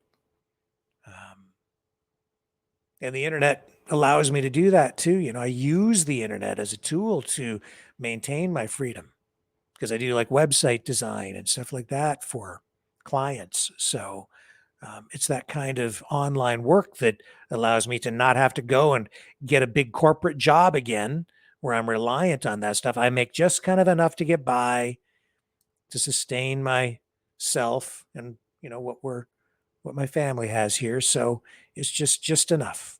And that's enough for me. I don't need to be super rich or anything, but I don't want to be beholden or indebted to anybody. I want to be independent. Independent is key. Yeah. Independent is key. And thing is, like a lot of independent people out there, they get proposals from the higher ups. Oh, come with us, come join us. And they'll sell out. They'll sell out. Yeah. And it's like instead of joining somebody like that, just keep doing what you're doing on your own. Don't get caught up with somebody who's going to take advantage of you. Yeah. Because like if somebody's coming towards you and they like what you're doing and they want to be a part of it or whatever, you got to ask questions. Obviously, they're coming at you. They want a piece of your pie, and you should be smart enough to recognize these people and to stay away from them. George wants to know if I can fix his car brakes. Yeah, I could fix your car brakes. I could. It's not that hard. It's not difficult. I've done lots of brake jobs. I don't know that I want to, but I could. I fixed my friend's brakes a while back. Yeah. What else is new with you, Steve? What's going on in your life? Well, me here, I just, I'm in a small town here, and I live my life against the current thing. So anything that I hear on mainstream media, I do the exact opposite. That's because, like Lori said, we're living in upside down opposite world. Opposite world. Yeah. And I'm fine, I'm happy. I don't have authorities knocking on my door, Mhm. Hey, you're doing the wrong thing. No, I'm not doing the wrong thing. I don't bother nobody, I don't yell in anybody's faces. I just I didn't ask to be born. Let's just say, I'm just here. I wasn't born with an instruction manual, and I just keep on living. I earn my own wages. I don't depend on anybody. Yep. If I want something, I know that I have to earn it. So I go out and work for it, and that's what I do. Yeah. So I always just do that, and it's always just the same story, so when you ask me, what are you up to nowadays? Well, kind of like the same thing I've always been up to the last 40 years. just working. Just working. Yeah. Just working, providing services. I have a list of clients, who depend on, who are dependent on me. Yep. For my services, and I render my services to these people, and they're happy, and I'm happy. That's all there is to it. Simple as that. If you can be self-employed, that's the key to freedom, right? It really is, because then you're not dependent. That's what I am. Yeah, that's what I am. I'm self-employed. So that is the key right there. Because then you don't have some employer saying, you got to do this or you got to do that to keep your job, or else, blah, blah, blah, blah, blah, right? Yeah. And for $18 an hour, right? Right. Yeah. So, I work. Exactly. I think I make, on my own, I probably make as much as a doctor makes, probably. Mm-hmm. I make doctor's wages, and I do this on my own. Well, I can never get that from. Wow. Yeah. I could never get that from an employer. Doctor's wages from an employer. Good luck. You know what? It's like this. The other side of the equation is, for me, because I am self-employed and I actually work entirely from home. I do this stuff, of course, every night, but then I've got my business, right? And I do a lot of different things to actually survive. But because I'm self-employed, and because of the way I've got my business set up, my cost of living is like extremely low. I don't travel around too much anymore. I rarely leave here too much, so the point is, I don't eat out very much. I don't have to spend a lot of money on gasoline. I've cut my costs way back, and a penny saved is is a penny earned, right? So, well, you know what? Okay, so I'll touch on this eating out thing. Yeah. I'm single. I live alone. I eat out every single day. My fridge is basically empty of food. Mm-hmm. But I'll tell you right now, when I talk to other people and they tell me what their grocery bill is every month, mm-hmm. I tell them that I eat for less than what you eat. Really? Yep. Wow. Because I can feed myself for less than $20 a day. So that's like no more than $600 a month to feed me. And that's eating out every single day. Mm-hmm. Every single day I eat out for it.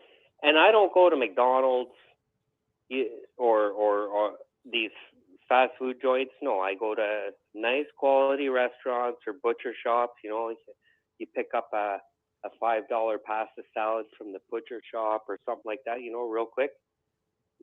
Soups. You can get a soup for like $3 at your local restaurant. Mm-hmm. Eat it. You know what I mean? Yeah. So I'll do that. I'll do that throughout the day. And I don't throw food out. There's nothing that goes rotten in my house. I didn't buy anything in excess. So I don't know. Well, there is that aspect to it. I mean, I eat for a lot less. Because I buy my food and I prepare it all here. I eat for a lot less than that every month. I don't know if I should brag about how cheap I am. I'm not making, money like I used to make when I was working full time, but I don't spend money like I used to spend it either. So it's all relative. Yeah, it's relevant. So, but it's good to be cheap. It is. Millionaires are cheap. That's right. You know. That's right. They're cheap for a reason. The millionaires don't tip, but the welfare will give you a $10 tip. Yeah. Yeah. It's free money. It's like they don't understand the concept of money. They were just handed to it, so they just give it out the same way. But if you earned your money, you're shy to give it out. You know, or if you're gonna tip someone, it's going to be because you were provided exceptional service, and you want to provide gratitude for it. Yeah. If you got shitty service, you get 0 tip. Yeah. Yeah. Well, listen, Steve, it's just after 9 o'clock, and I think what we'll do is we'll wrap up. Do you have any final thoughts for the evening? Be free, friends. Now, those are words to live by. Thank you, Steve. It's been a pleasure. Night. Good night, everyone. All right. Take care. And I like that. I like that. And on that note, I think I will just remind everyone that you can support the channel by donating at maverickdonations.com or at freedomreporters.com.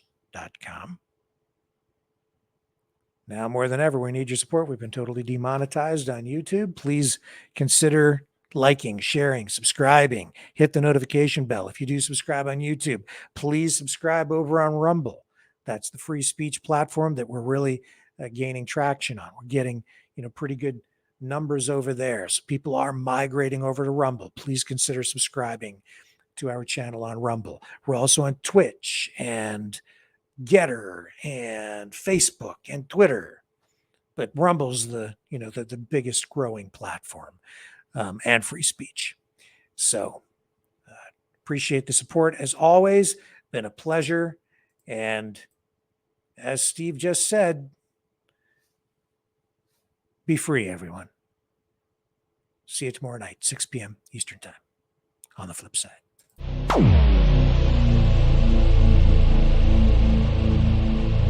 This has been a Maverick Multimedia production.